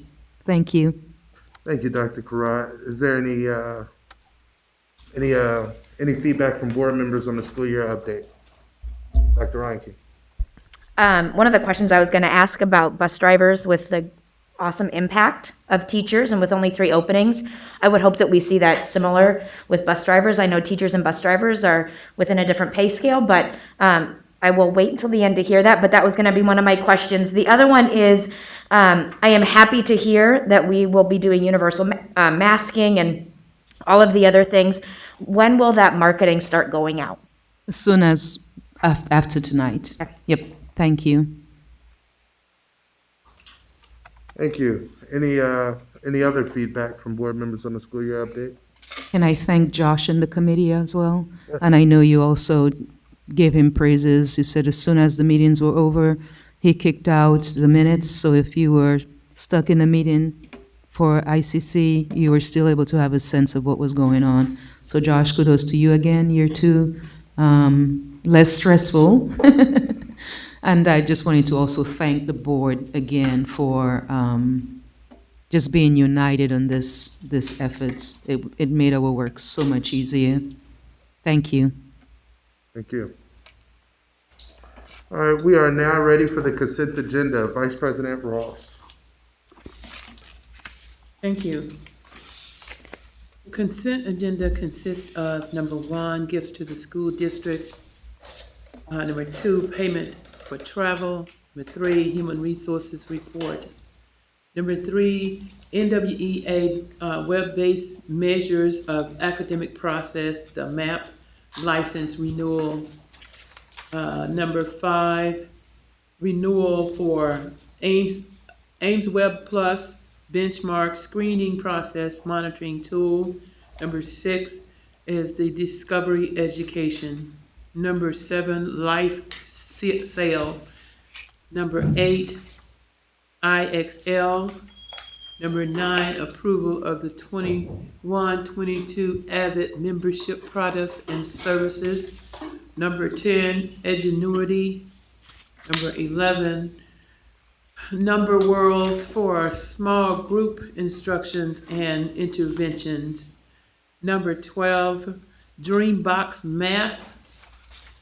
Number 13, Reading Recovery Training Services and Reading Recovery Supplies. Number 14, Waterford. Number 15, Number Worlds. Number 16, Schooler software purchase. Number 17, approval of Panoramic Social and Emotional Learning, SEL Survey and Student Success Platform. Number 18, agreement with Illinois State University, school psychologist, PhD trainee. Number 19, Advantage Communication, creating a middle school speech debate program. Number 20, agreement with the American Federation of State, County, and Municipal Employees, or AFSCME, AFL-CIO, Local 3716, Transportation Union. Number 21, COVID relief pay and support full-time employees. Number 22, Center for Prevention of Abuse, Aaron's Law Mandate Program Plan and Budget for 21-22. Number 23, Youth Health Education Services with the Halt Center for Healthy Living. Number 24, JROTC Overnight Trip. Number 25, Lions Quest SEL Curriculum and Professional Development Training. Number 26, Responsive Classroom 4-day training, including materials. And that would be the total of our consent agenda for tonight. Thank you, Madam Vice President Ross. Is there any items board members would like to pull for a separate vote? Dr. Reinke. Yep. 7, 9, 10, 11, 12, 13, 14, 16, and 19. Okay. Give me what? Yep, I'll say 7. them again. Yeah. Sorry. 7, 9, 10, 11, 12, 13, 14, 16, and 19. Thank you. Is there any other items that board members would like to pull? Okay. Hearing none, is there a motion to adopt the consent agenda with the exception of item 7, 9, 10, 11, 12, 13, 14, 16, and 19? Second. Thank you. It's been moved and seconded. Is there any discussion on the consent agenda with the exception of item 7, 9, 10, 11, 12, 13, 14, 16, or 19? Hearing none, Madam Secretary, would you please call the roll? Mrs. Costick?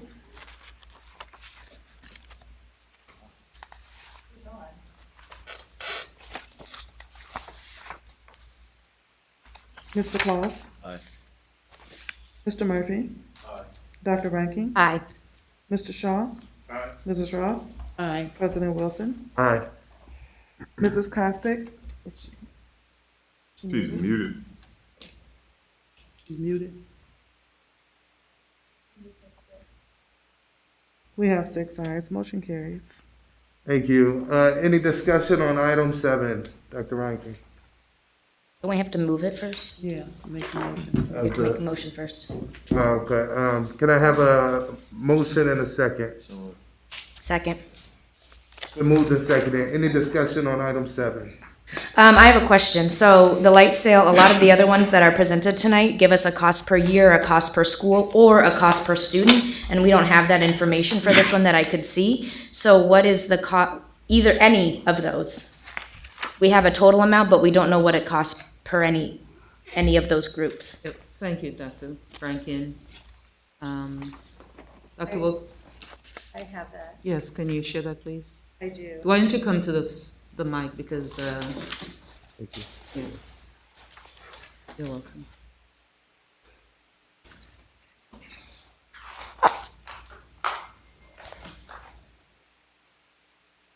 It is $17 a student for 8,162 license. And is this a tier 1, tier 2, or tier 3? Tier 1.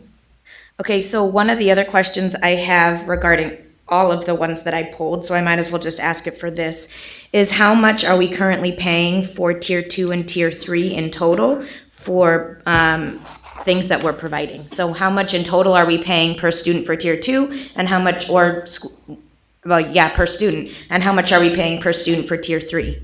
With all of the not just Light Sail, but all of the programs we're providing. So I can get you that information, but I don't have that specifically per student for tier 2 and tier 3 and tier 1. Okay. We can get that to you. Okay. I guess my hesitancy is that we're spending a lot of money. We spent a lot of money last year on this. I know that different schools use different things, but and this was something I requested last year, is to really have a breakdown, and it was provided at one time, and then when this is brought up again, it's not provided. It's really important to know what we're providing, especially for one of the ones that are coming up that specifies working with interventionists, and we got rid of our interventionists. So who's going to be using that curriculum? And so I guess I don't necessarily want to pull everything, but as the board, we need to be cognizant of the money that we're using on tier 1, tier 2, and tier 3. And I want to make sure that that we're using our money wisely, and that we're really thinking about how we're using our money for our most at-need academically students. And that we all went through a process. This one that you just pulled, it's all selected by teachers, and everything that you pulled is tied to the strategic plan. So we have the funds, the federal government gave us the funds. I shared the data with you in terms of the process our kids, where they are in terms of reading level, math level. If we have 70% of our third graders reading at grade level, that would be high for us. As I said, we have a lot of work to do, and these are all in an effort to be intentional and to utilize the personalized learning strategy along with the individualized learning plan. You'll see things like AVID, those are renewals, right? And those are very popular by parents, by kids. There's a reason for each and every one of them. That's what we do. That's our work. We've been doing this for years, and we're just really happy that we have the support. And if you had sent that information to me, Dr. Rankin, I would have gotten that information to you. I think I sent all of that Thursday or Friday to the board, and the idea is, not got yous, but to say, hey, can you give me this information so that I can better make a decision when we get to the horseshoe? But Carla and Dr. Wilson and I, we can get that information. But Dr. Wilson, I don't know if you want to add anything. And the categories, Ms. Ross says she did a brilliant job, a nice job reading, but I realized we had a lot of items, and these are all academic resources to supplement and complement the work that we're doing, and it's needed. But what we did as a team, we categorized it for the board. So there are two. We have the assessment category. There are two assessment categories, NWA. We have supports for the core curriculum, and then we have then the other category was supports for interventions during the ILP period, where we've added it's a double block. Instead of 45 minutes, there is 90 minutes, so half instruction and half individualization. So that's where that will take place, Dr. Rankin. Then we also have supports for special ed, which we need more information, more supports for special ed. So there's a category for supports for special ed students, and then the online portal that Coach Booth talked about. So, Doc, I don't know if you can add any additional information for Dr. Rankin. so that she can better understand how this all fits into the entire district's vision, mission, and primarily the strategic plan which we're following. Right. And all of these resources are either utilized or piloted or requested by teachers. So this is very teacher-involved decisions, and this is also to complement and really help our students learn intentionally this year. We had a lot of time to make up for students that have had all kinds of experiences last year. And so what Dr. Kraut was alluding to is we've had a 90-minute math block that was more open-ended and had an opportunity for teachers to teach in a variety of ways. This particular year, we're going to take that 90-minute math block, and we're going to have 45 minutes of core instruction, grade level exposure for those amazing resources that we have, and then 45 minutes is individual learning plan time, where we have an individual learning plan for every student that is below the 40th percentile for K-8. So there's a specific intentional plan for those students.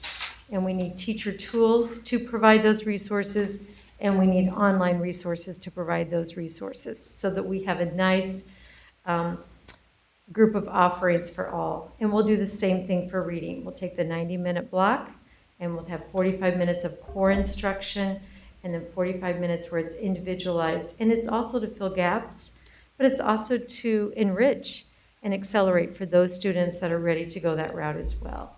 So everything has been very well planned out, orchestrated, communicated with the principals, trainings with the teacher, and it's also connected with the teachers, their interests and what they want to provide as well.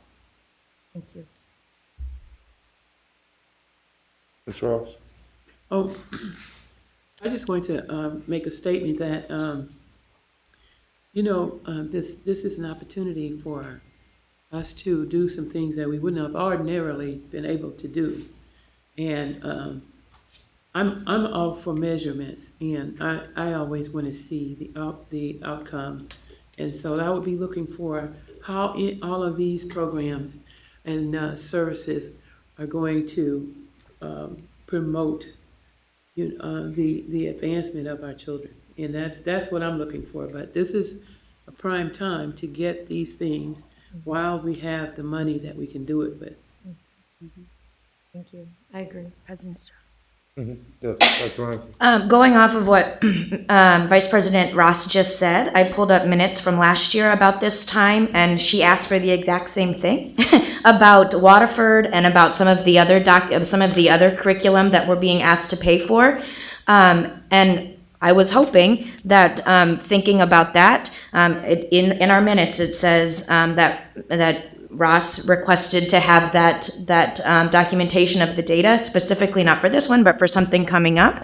And I would hate to have this broken record of every time that we ask for it and not just send it to the board. But I think that for us as elected officials who are responding to the people in Peoria Public Schools, they need to be able to see what we're voting on also. And so, again, when I saw some of these come up again and knowing that I hadn't received some of the data from this information, I knew that we had this conversation and I wanted to find it. If you all want to look for it, August 24th, 2020. So almost exactly a year ago, we had this same conversation about having data from these things that we're asking to purchase. And we've had all summer to get that data on all of these things. So while I support light sail, I understand the idea of light sail. Some of the other ones that I pulled, I'm not going to support because we haven't had the data. And last year we had this same discussion of students don't like it. It's to sit in front of the computer and do things. And so some of that is I'm not going to vote yes for, but I didn't know when to have this conversation since we have such a structured meeting, but I wanted to be able to bring this up. So while I do support light sail, I just wanted the cost per student, so thank you for that. But some of the other ones coming up, I'm not going to support. Thank you, Dr. Rankin. And I think the board knows if there's anything you need, anything you want, you ask for it. We submitted the data. We submitted the data the last time we spoke. Then, of course, we had COVID. And we have that information right now, but it will be skewed because we know the year that we had, right? The COVID year. So whenever the board says, hey, can I get this, can I get that, can whatever, I've never, ever, ever turned a board member down. I'll say, if I don't have it now, I'll say, I will get it for you.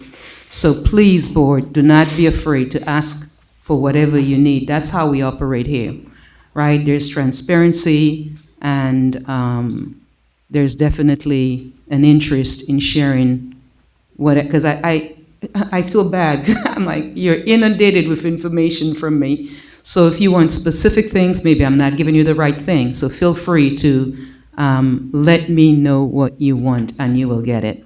So go ahead. I was going Doc. to say, to follow up on that, as a board member, I know this is getting off of light sale and we'll get back to it, but as a board member, I would request that information prior to Friday. I don't have, like, if we're going to have. Just a request it. A Just list, to- but I don't know what's going to be on the agenda. If we have a list of 20 things on the agenda, I don't know what I'm going to ask until I see the agenda. And I know I'm not the only board member who's busy on the weekends, who get it on Friday, and Monday it comes around, and I have work until 5, right? Or 4, whenever we have a meeting. So if there's going to be a long list of things and you want their questions beforehand, absolutely. Okay, but getting it on Friday and asking for that information as questions is not feasible for full-time working people. Thank you, Thank Dr. you. Reinke. Yep. So is there a motion to adopt item 7? Second. Madam Secretary? Mrs. Costick? Aye. Mr. Claus? Aye. Mr. Murphy? Dr. Rankin? Aye. Mr. Shaw? Aye. Mrs. Ross? President Wilson? Aye. We have 7 ayes, motion carries. Thank you. Can I get a motion and a second to discuss item 9? Second. Awesome. Dr. Reinke? We kind of already had a discussion about it, so we're okay. Okay, thank you. Is there a motion to adopt item number 9? We Item didn't, 9, we did 7. 9 2. second, we just have to vote now. Okay, thank you. Madam Secretary, please call the roll. Mrs. Costick? Aye. Mr. Claus? Aye. Mr. Murphy? Dr. Rankin? Aye. Mr. Shaw? Aye. Mrs. Ross? President Wilson? Aye. 7 ayes, motion carries. And is there a motion and a second to discuss item 10? So moved. Second. My question with this, again, goes back to my first question is how many licenses? I don't think in any of the documentation I saw how many licenses that pays for. It shows longevity, it shows we get a good price, but I don't know how many licenses that is. Thank you, Dr. Rankin. Are you checking, Dr. Wilson? Which one is That one Ingenuity? is number, Ingenuity? I thought it was number 11. It's site Ten. license, Yes. so it's per building. So there's no cap on students. Exactly. Perfect. Okay, thank you. You're welcome. Thank you. Can I get a motion and a second, or is there a motion to adopt item number 10? Already did, just Okay. vote. Madam Secretary? Mrs. Costick? Aye. Mr. Claus? Aye. Mr. Murphy? Dr. Rankin? Aye. Mr. Shaw? Aye. Mrs. Ross? President Wilson? Aye. 7 ayes, motion carries. Hey, can I have a motion and a second to discuss item 11? So moved.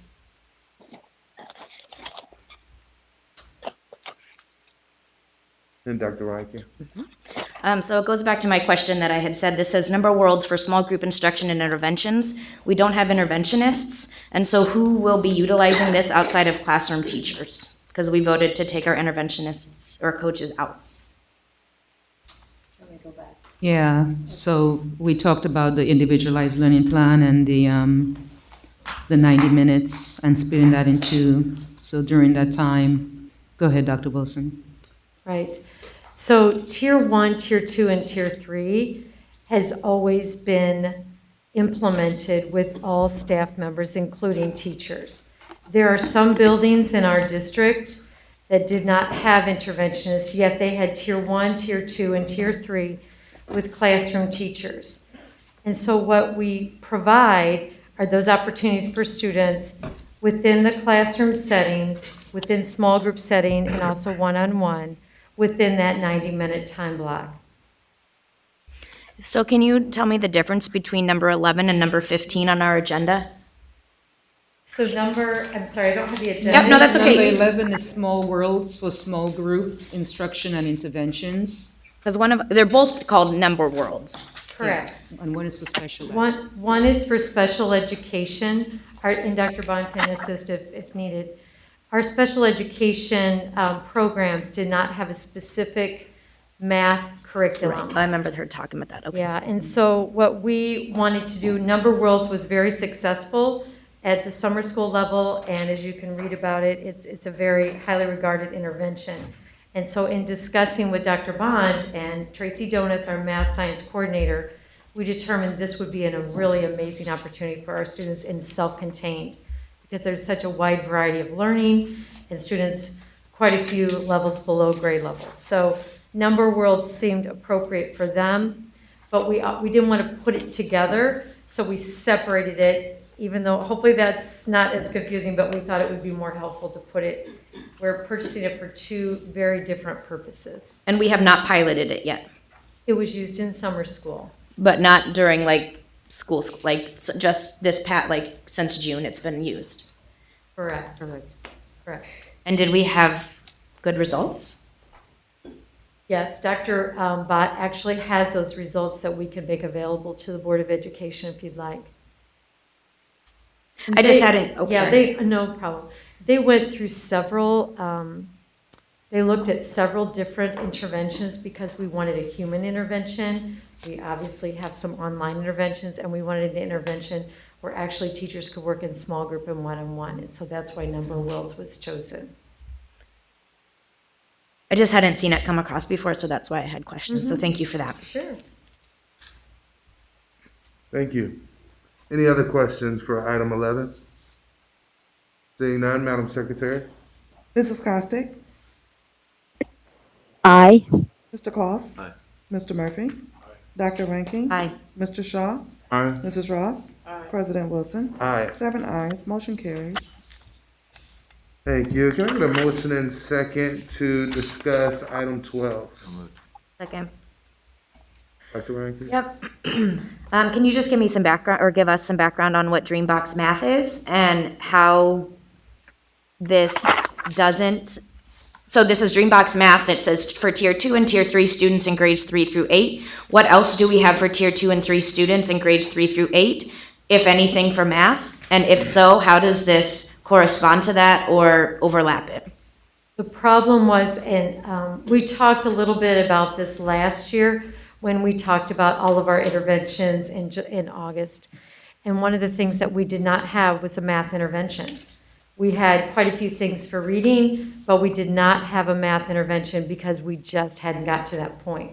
So there was a huge effort to bring forward some math intervention opportunities to our students. We had some buildings that actually had after-school grant money, and so they were looking for an intervention, and so Tracy Donath is very familiar with Dreambox and did some research on other interventions, and we decided to pilot this in buildings and after-school programs. And so many of the buildings liked it. They thought it was very beneficial, and so we wanted to bring it at a broader scale so that everyone was able to have it in Tier 2 and Tier 3. And so is this synchronous or asynchronous learning? Because it's online. It's online individualized learning, so a student... So it could be asynchronous, they could go and do it if they're done with something or... Exactly. Okay.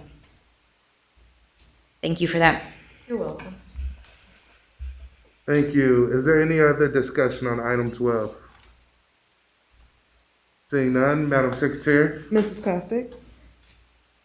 Aye. Mr. Claus? Aye. Mr. Murphy? Dr. Rankin? Mr. Shaw? Aye. Mrs. Ross? President Wilson? Aye. 7 ayes, motion carries. Thank you. Can I get a motion and second to discuss item 13? So moved. Thank you. Dr. Rankin? I'm trying to get to this page. 137 pages, as you all know. I'm pretty sure this is the one where we're paying McLean County, and I was just wondering the background on why we're paying McLean County for our teachers to be trained in this. So Reading Recovery needs a trained teacher leader, and Peoria Public Schools does not have a trained teacher leader. When we brought Reading Recovery back a few years ago, we used Pekin site, and we have to use a Reading Recovery site. Since that time, Pekin's Reading Recovery, Deb Leach, the teacher leader that taught our first round of Reading Recovery teachers, has since retired, and they currently have a teacher in training. So we needed to look at other sites that were within proximity. There are very few in the state of Illinois. Actually, many of them are up north. And so we contacted Unit 5 to see if they had any spaces for 2 teachers to be trained. And they have probably 6 different districts that they work with, and they had space for 2 of our teachers. So that's why they were chosen. And how does the cost of this compare to when we worked with Pekin? Same. Oh, it's same. the same cost. Okay. So they're going to be trained teacher leaders now? They're going to be trained as Reading Recovery teachers, but in order for Reading Recovery teachers to be trained, there's a specific teacher leader. And actually they have been wanting us to train some teacher leaders ourselves, but we do not have any trained, so therefore we have to contract services with others. Okay. So our 2 teachers will just be trained to be Reading Recovery teachers. Okay. Are there plans then to get a trained teacher leader? Yes. We sure could. Yes. I think that would be a good move. For sure. Any other discussion on item number 13? I just have another question. So we're training 5 teachers. What? How many teachers are we training for this Reading Recovery? So Reading Recovery has an initial training year where it's a very intense training on how to provide this Tier 3 intervention to students. So that is, we are training, and there's also college credit that's also offered. It's through National Louis University.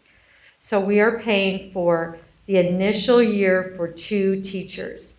However, once you're a teacher, Reading Recovery teacher, then you have ongoing training. And so they call it continuing contact. And that's 4 different times a year.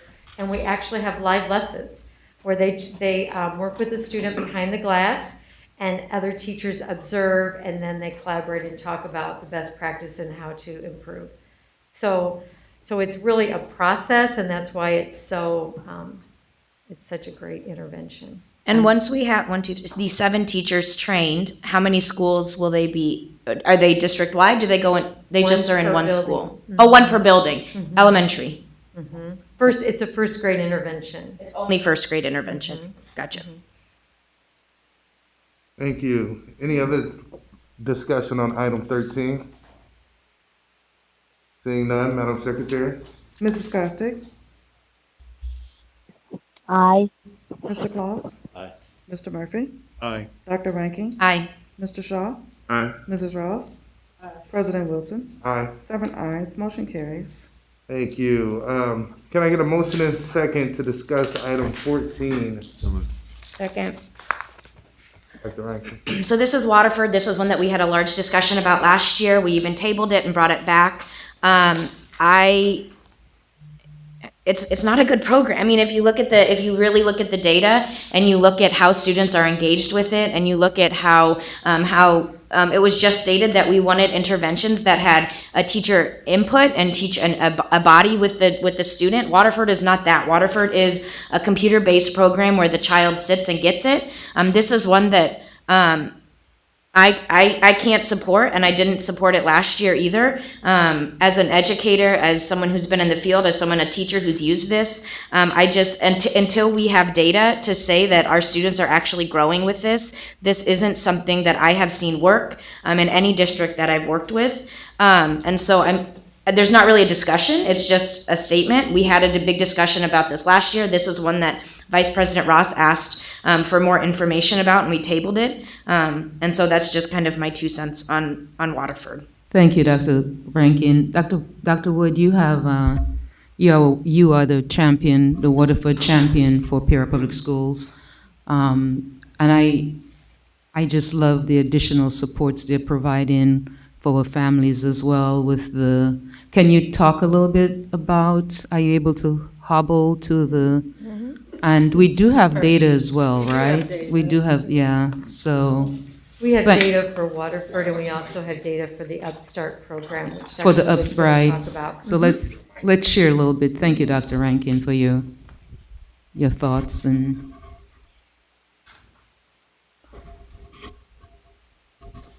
Yeah, so in terms of last year's data, and we certainly can share this, we did offer it to students starting in January online. So on those off days, remember when we were doing the hybrid, on those off days when students were at home, that's when they would spend the time on their online programs. And we didn't spend time in the in-person days on those online programs.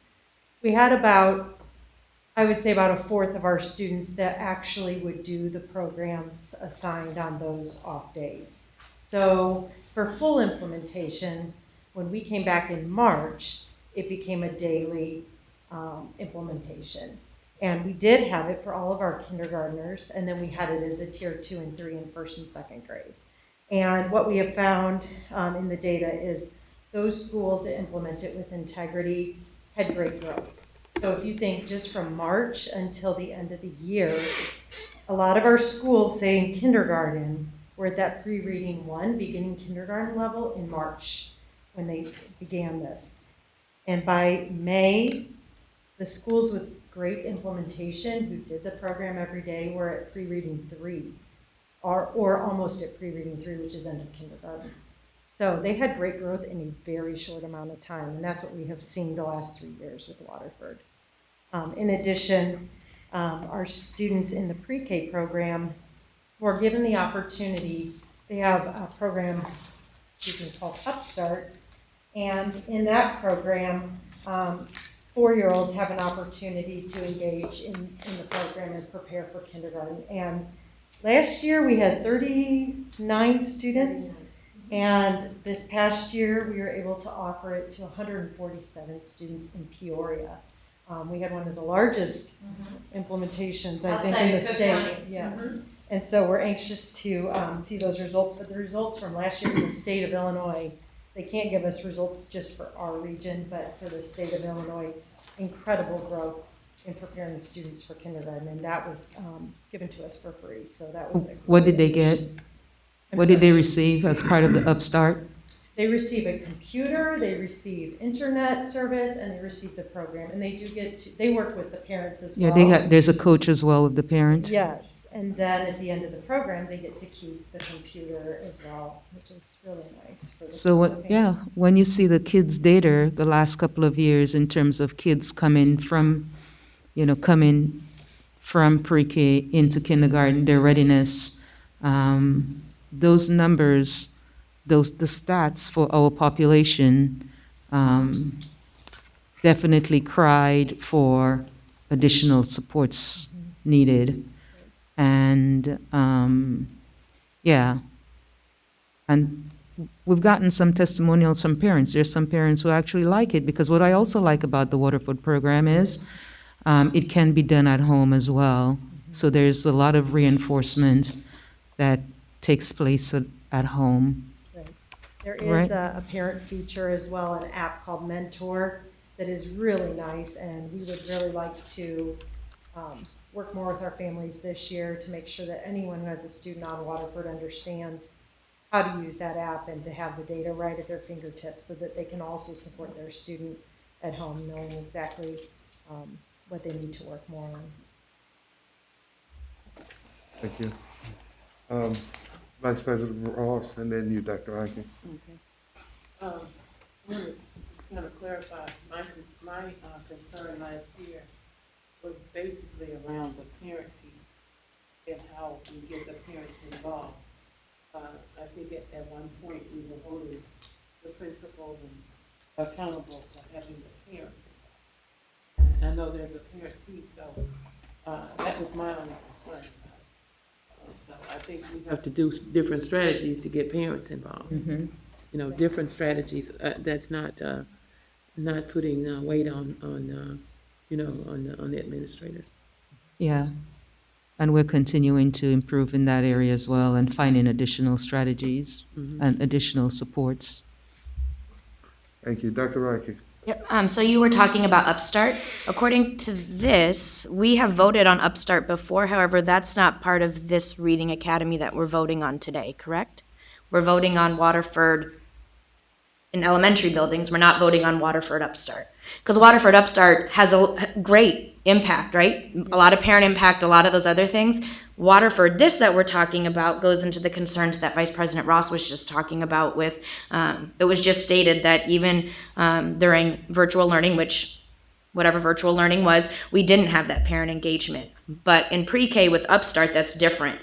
So if we're truly voting on Waterford as Waterford for K and not Waterford Upstart for pre-K, that's two different things.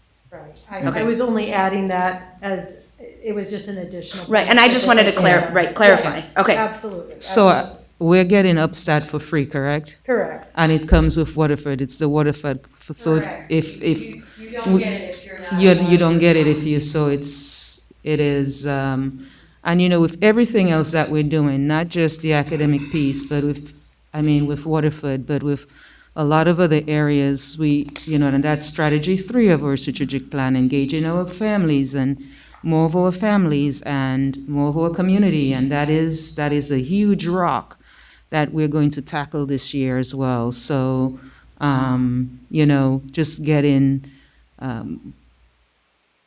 working and finding innovative, reimagined ways to work with our families to get them involved so that they can continue to support what's happening in the classroom and what's happening in the buildings. But yeah, Dr. Rankin, good point regarding Upstart, but they're like a husband and wife or peer. They're sort of like, they come together hand in gloves. Thank you, Dr. Rob. Mike? Yeah, I just wanted to speak as a parent who had a daughter, a couple daughters actually, in first grade this last year. Waterford was a great in addition to what they were learning from the teachers. So during virtual learning, you kind of spoke earlier, as long as the buildings were really engaging and implementing the process of what Waterford's supposed to do, I felt like our school really did that. As far as parent involvement and monitoring of it, I don't know how any parent of a kindergarten, first or second or any grade wasn't involved heavily with their students this year. So I had a lot of experience with Waterford as well. It was a great in addition to resource with the teacher. It wouldn't be something that I would say, here, just give this to my daughter to just, okay, now learn to read. But it was a great aid with what the teacher was doing, and she made her lesson for my daughter, who is, it takes her a lot longer to work or to learn to read. That program really did help with her. But that I was very much involved with that process with her to keep her engaged for that whole process, because Waterford was a fairly lengthy program for him. But yeah, it yielded good results for us. So I just wanted to share that too. I'm just going to make one more comment.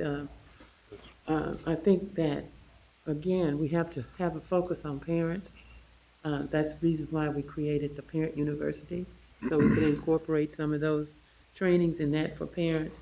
And so I think we have to just really do deliberately program to parents. Again, we did it before. Thank you, Vice President It's on the Ross. list, Ms. Ross. Thank you. Is there any other discussion on item 14? Seeing none, Madam Secretary? Mrs. Costick? Aye. Mr. Claus? Aye. Mr. Murphy? Aye. Dr. Rankin? No. Mr. Shaw? Aye. Mrs. Ross? Aye. President Wilson? Aye. We have 6 ayes, 1 nay. Motion carries. Thank you. May I have a motion and second to discuss item 16? So moved. Dr. Rankin? Yeah, I would like some, I know that we were able to pilot Schooler last year, and I would like to know how many schools used it, because from just Being a parent and reaching out to people within my district and around the community, Schooler wasn't used because it was launched late and people needed to use something other than Schooler, so Schooler wasn't used. And so I can't necessarily see the reasoning for spending 32.5 with a software that wasn't used. I understand it ties to Microsoft Teams. I understand all of that, but we didn't really get a good piloting year because I would wonder how many schools used it with fidelity, because I know from the people that I know didn't use it. Thank you, Dr. Rankin. Ms. Seipel, I'm going to ask you to, are you the schooler champion? Yes. You want me to try to go up there and? You can stay where you are. Maybe stand and project. Yes, so we didn't use it last year except for the dashboard piece because we didn't want to throw everything at the teachers. So we focused more on teams during the COVID crisis because that was something that they absolutely had to have. So we're looking this year at expanding, which you should have gotten the bullet points of the different features that we're going to be expanding for the teachers. So not only the dashboard for the students who decide not to take a district device and have their own personal devices, for the individualized learning plans, we talked about that, that's also a piece. And then also, the teachers don't have their own great way to contact parents. They have a variety of ways, but not any one comprehensive way. We're trying to make this the go-to easy solution for teachers to reach out and connect with the parents, because it has an app, so teachers don't have to give out their cell phone numbers. They can easily communicate back and forth with either the whole class or an individual parent, and get that parent-teacher interaction going and getting the parents involved in seeing the student dashboards easily so they can always be aware of where their student is at in their school life. Dr. Wilson? The other piece that I talked about is the individual learning plan that will be created for all students below the 40th percentile. Those will actually be created inside the Schooler platform. So once the teacher puts the information into that, it's by month, and then they publish it, the parent can pull that up and see the individual learning plan for their child and how they're progressing each month. So that's another piece. We want to be very transparent with how we're really focusing in on individual skills for students, and this platform will be able to do that for us. We tried a couple things last year, and homegrown, and it wasn't interactive, and we weren't able to get it to our parents and change it on a regular basis. So this will also be a support for that as well. Yeah, I would like to table this with the idea that we change this into piloting. Hearing from teachers who have tried around with it, hearing from parents who have played around with it in different districts, it's not user-friendly. And so I would be interested to pilot rather than put out district-wide a school within each district or a couple schools within each district and come back with data to support this cost, especially since teachers are so used to using free platforms and parents are so used to using free platforms. I understand the interconnectedness of it, but again, hearing how I would want to hear feedback. So what I would like to say, and again, I know I need to have a second, but I would like to make a motion to table this with an edited version of piloting to get feedback from schools around the district. How would that impact the individualized learning platform? That's part of our strategic plan. Right. We will not be able to have those inside Schooler, and I believe we've piloted for 2 years. Am I correct, Michelle? Correct, we piloted, but we didn't have much training because we focused on other features during the pandemic. So there are teachers that have utilized it, but not on a large scale like you mentioned. So the individual learning plan, it's a very important tool for us to host those and be able to provide ongoing data and also transparency for our families so that they can see the individual learning plan. And so Dr. Rankin, one thing I'm thinking is they could use it for the individualized learning plan, and if they're using Mojo or whatever, I mean, they can still use whatever they're used to. But then I guess why are we spending $32,500 on something? I understand the individualized plan, I understand that, but we haven't piloted with fidelity, right? Because we haven't utilized everything, pandemic life, we understand that. But if we're really going to ask families to do this. Because I remember in August, we were asked to use this, and I kept emailing teachers, hey, are we using it yet? Hey, are we using it yet? By the middle of September, they're like, no, just get on Remind. And I was like, okay, now we know what to do, right? And so I don't want teachers to feel like this is another thing that they have to learn without having the proper training and without really having piloted it. We haven't really piloted it. Like, yes, we have had it in the district, but we haven't utilized all the features, so we actually don't know if parents utilize it, if it's something to increase parent engagement, if it's something that the teachers like. We've talked many times tonight about teacher voice and how teachers are part of the decision. This is another time when we can have teachers part of that decision. So again, I would put out there that we table this and have the request come back with an idea of piloting in schools representative of the district, from South Side, East Bluff, North End, everything, that it's representative. And representative of grade levels, not just elementary schools, but representative of all grade levels, including preschool. Thank you. So there was a motion made to table. Is there a second?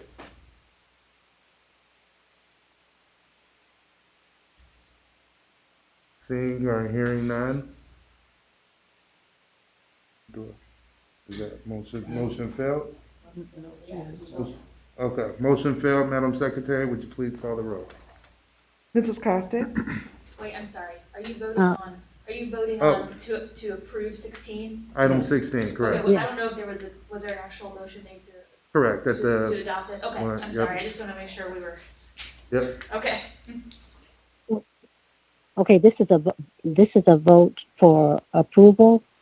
For item, correct, for item 16. For item, okay, I got it. Mr. Claus? No. Mr. Murphy? Aye. Dr. Ranking? No. Mr. Shaw? Aye. Mrs. Ross? Aye. President Wilson? Aye. We have 2 nays. Motion carries. Thank you. May I have a motion and a second for item 19? So moved. Second. Dr. Rankin. Yep, so this one is about debate teams. I have no objections to debate teams. I think it's great. One of the things that people have reached out to me about is where is the money going? With the program cost of $560 per student, is that paying for faculty time? Is that paying for transportation? Like, where is that money going? What is that paying? It includes everything. And so it's $560 per student. And the cool thing is that will build up a pipeline for debates at the high school level, and they'll work with 210 kids. That's really an exciting opportunity for children, because these are individuals who are award-winning champions from Bradley University. They are graduates from Bradley, and so they are super experts. And we're familiar with, many of us are familiar with Bradley's forensic record. They have been national champions for how many years? Maybe over, Mr. Beatty, over 15 years or so.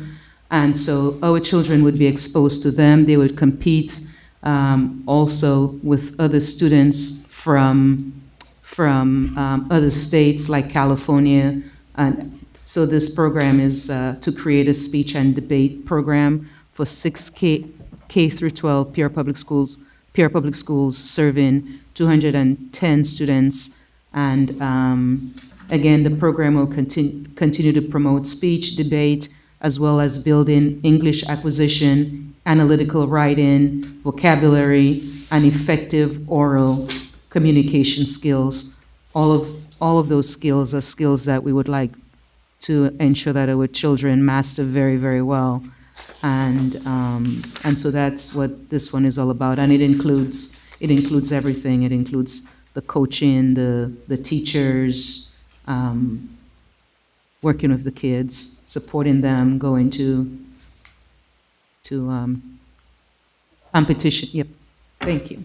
And ESSA funds will be used again for that one. Thank you. Any further discussion for item 19? Yeah, is this part of a classroom setting, or is this after school, or when? How do we get the 210 kids? Yeah, That will be, it could be a combination, but mostly they were thinking of after-school club.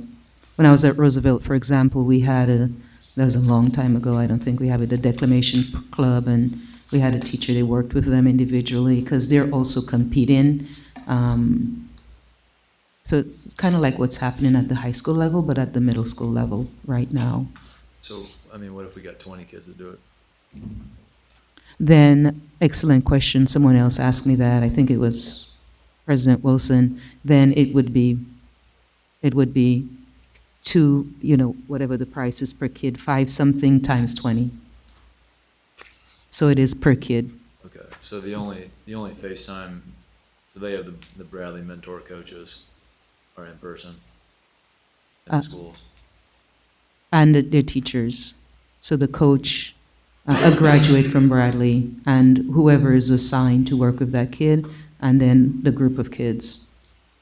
Okay, but they're physically in the room with them. Mhm. In person. Gotcha. Excuse me, the other question I have is, this is open to all middle schools? It's 6 schools, for starters. Thank you. Are they listed here? 6 schools? Yeah. The 6 schools? They are Glen Oak, Roosevelt, Trewin, Harrison, Sterling, Lincoln. Okay, great. Thank you. Any other discussion on item number 19? Seeing none, Madam Secretary? Mrs. Costick? Aye. Mr. Claus? Aye. Mr. Murphy? Aye. Dr. Rankin? Aye. Mr. Shaw? Aye. Mrs. Ross? Aye. President Wilson? Aye. 7 ayes, motion carries. Thank you. Let's see here. Thank you. So there's no deliberation agenda. Presentations and suggestions by board members. Dr. Reinke. This weekend, I was asked to share this at our board meeting from Stacy Harden, who's the owner of Book Rack. Teachers within the district, if you are still looking for books to fill your classrooms, especially if you're teachers who are assigned a new classroom this year, please reach out to Stacy Harden at Book Rack. She provides free books, which is a program that she puts on, but also she asked me to remind educators. So teachers, if you're watching and you need books for your classroom, please reach out to the Book Rack. Thank you, Dr. Rankin. Can we also get an email sent out to teachers with that information? Sure, and actually, I'll add to that, Dr. Rankin. We have a close relationship with Stacy. She's done so much for us and with us. We met with the library this morning as well. The executive director, one of our parents, Alice Jackson, and Jennifer is the other lady's name. I don't remember her title, but 3 of them from the library talked about a variety of things, media literacy, and getting all of our kids a library card. And then the final thing we talked about, they said they had quite a bit of books on sale. And so we asked them to, and they were 10 cents a book. So we said, can you get boxes? Yeah, you were asking for like tens of thousands initially. They said, I don't think we have that many, but yeah, it should be. I think they might be able to do 1,000, and it's at all K through 8, up from the kindergarten levels all the way up through 8th grade. It's essentially books that were on their shelves over the course of the last couple decades. They get new supplies. These come out as part of a used book sale essentially. So they were priced at 10 cents, and we're gonna work with them to acquire those for our school buildings. So Dr. Rankin will add those to Stacy's books, and we'll be inundated with books, and hopefully kids can take. And you look, it's my book. I talked about you, and you usually give 3 books. 6. So we do 6 a school year, 3 in the fall, 3 in the spring. Awesome. And with principals back in the buildings, for any principals who are watching, the captains for each of your schools will be getting in contact with you to come up with the schedule for the distributions in the schools. And we continue to offer, if anyone is interested and not able to come pick up a book, we are doing a home delivery service too that's for kindergarten through 4th grade students. Anyone, if they go to the lookitsmybook.net website, they can request a book be delivered to their house. So we're still doing that program. Thank you, Mike. Is there any other presentations or suggestions by board members? Yeah, I have one. Sure. You know, if we could just look at our procedures and kind of tighten that up a little bit, because the only topics out of the consent agenda that should be pulled are those you want to have a separate vote. Because everything is you know, everything is open for discussion, but those that you want to have a separate vote on are the ones that you pull. And so that might be not an understanding. I know that the last year it wasn't understood either. But if you have a separate vote on something, then that's when you pull it. I thought that's what we did. No, because the ones that you pulled, you only voted against 2 of them. That was after. That was after I had a discussion. When I was going into it, I wasn't gonna vote yes. So Okay. yeah, they were up for For a vote. separate vote? Yeah. Yeah, I know that we do that all the time, but then, you know, it's kind of redundant to have them pulled if you're not gonna vote a separate vote. So, it's just the way we. Okay. Move them on. Is there? I have just 2 quick updates I wanted to share with you if I could. The water bottle filler initiative that we started over the summer, that I was able to raise some funds due to some very generous contributors in our community. We've been working really close with Dave Myers, the Director of Buildings and Grounds. Him and his team have been able to get those stations ordered. They're working on getting them installed. You know, COVID has really, you know, we would have loved to have had them all ready to go before the beginning of school, but COVID just kind of really put a hindrance on that. But I wanted to share with you really quick that as part of our ongoing efforts to add water bottle filler stations to our district schools, I wanted to give you the update on the schools that have had those fillers installed, and there's 10. C.T. Vivian, Maud Sanders, Calvin Coolidge, Jameson, Harrison, Treewin, Valeska Hinton, Peoria High School, Sterling, and Franklin. And that's amazing, right?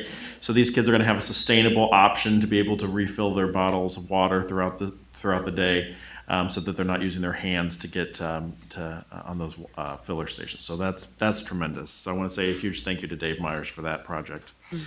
And then also I just wanted to share, as part of our ongoing efforts to help continue to improve the Peoria Public Stadium, there was a fundraiser held this past weekend, and we had around 60 to 70 people attend, and we were able to raise a little over $3,000, which will all go right back into the project. You know, it's a small dent into the $10 million that they're looking for, but the main thing is that it helps bring awareness to the project. So many people drive by that stadium, and I get this a lot. People will drive by on War Memorial. Well, what's wrong with it? It looks fine. It looks good enough. Until you get in there and actually see the facility, and that's not even getting into what the structural stuff looks like, you know, that we can't see. So it was really great to see council members there, principals there, teachers, faculty, parents, and just people in the community that showed up to support that. And so I just wanted to say thank you for that, and the continued efforts by the Adler family on that project. Thank you, Mike Murphy. Appreciate that and everything that you're doing with that initiative. Yeah. It's great.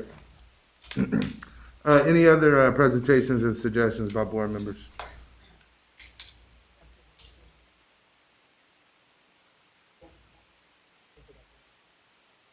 What's that?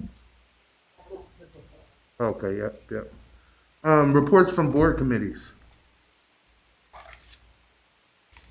No, we have some new committee assignments. Ms. Gostick and I will be setting up a meeting hopefully in August for the building committee. August?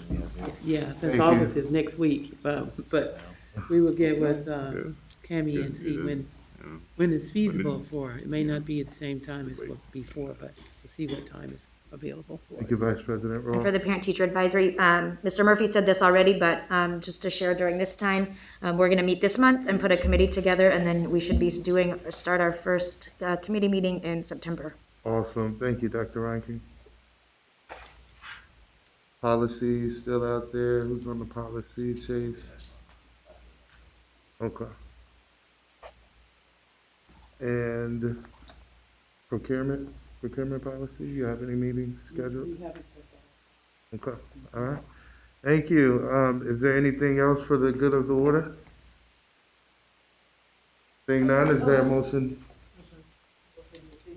Oh, okay. Okay.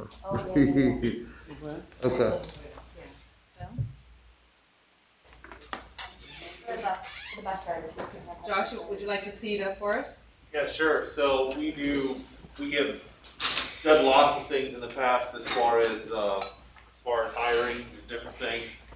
A lot of it has been difficult to coordinate while we're doing other things. So we did something different here at the end of last school year. We brought in a marketing agency to actually kind of work with us and handle our advertising for us instead of us trying to balance all of those pieces. And they came in with some ideas that they wanted to utilize our people so that you hear them and their voice and telling people about what it's like to be a bus driver. So these are our folks on our buses. So Yeah, I think it's appropriate to show it now, because now that you have approved the transportation contract, what's embedded in there also is a sign-on bonus. So, yeah, thank you. I'm very happy to be a bus driver. I enjoy doing it. It's one of the easiest things that you can actually do. It's actually an easier job than I thought it would be. They teach you how to drive the school bus, even if you have no experience. A lot of people that work here are retired from other places. It gives you that purpose, that self-worth, and it's very rewarding. This really is a great job. Transportation is a great place to work. Now hiring drivers with sign-on bonus. Go to peoriapublicschools.org. So it's a $500 sign-on bonus, and there's obviously time frame. So Okay, thank you. spread the word.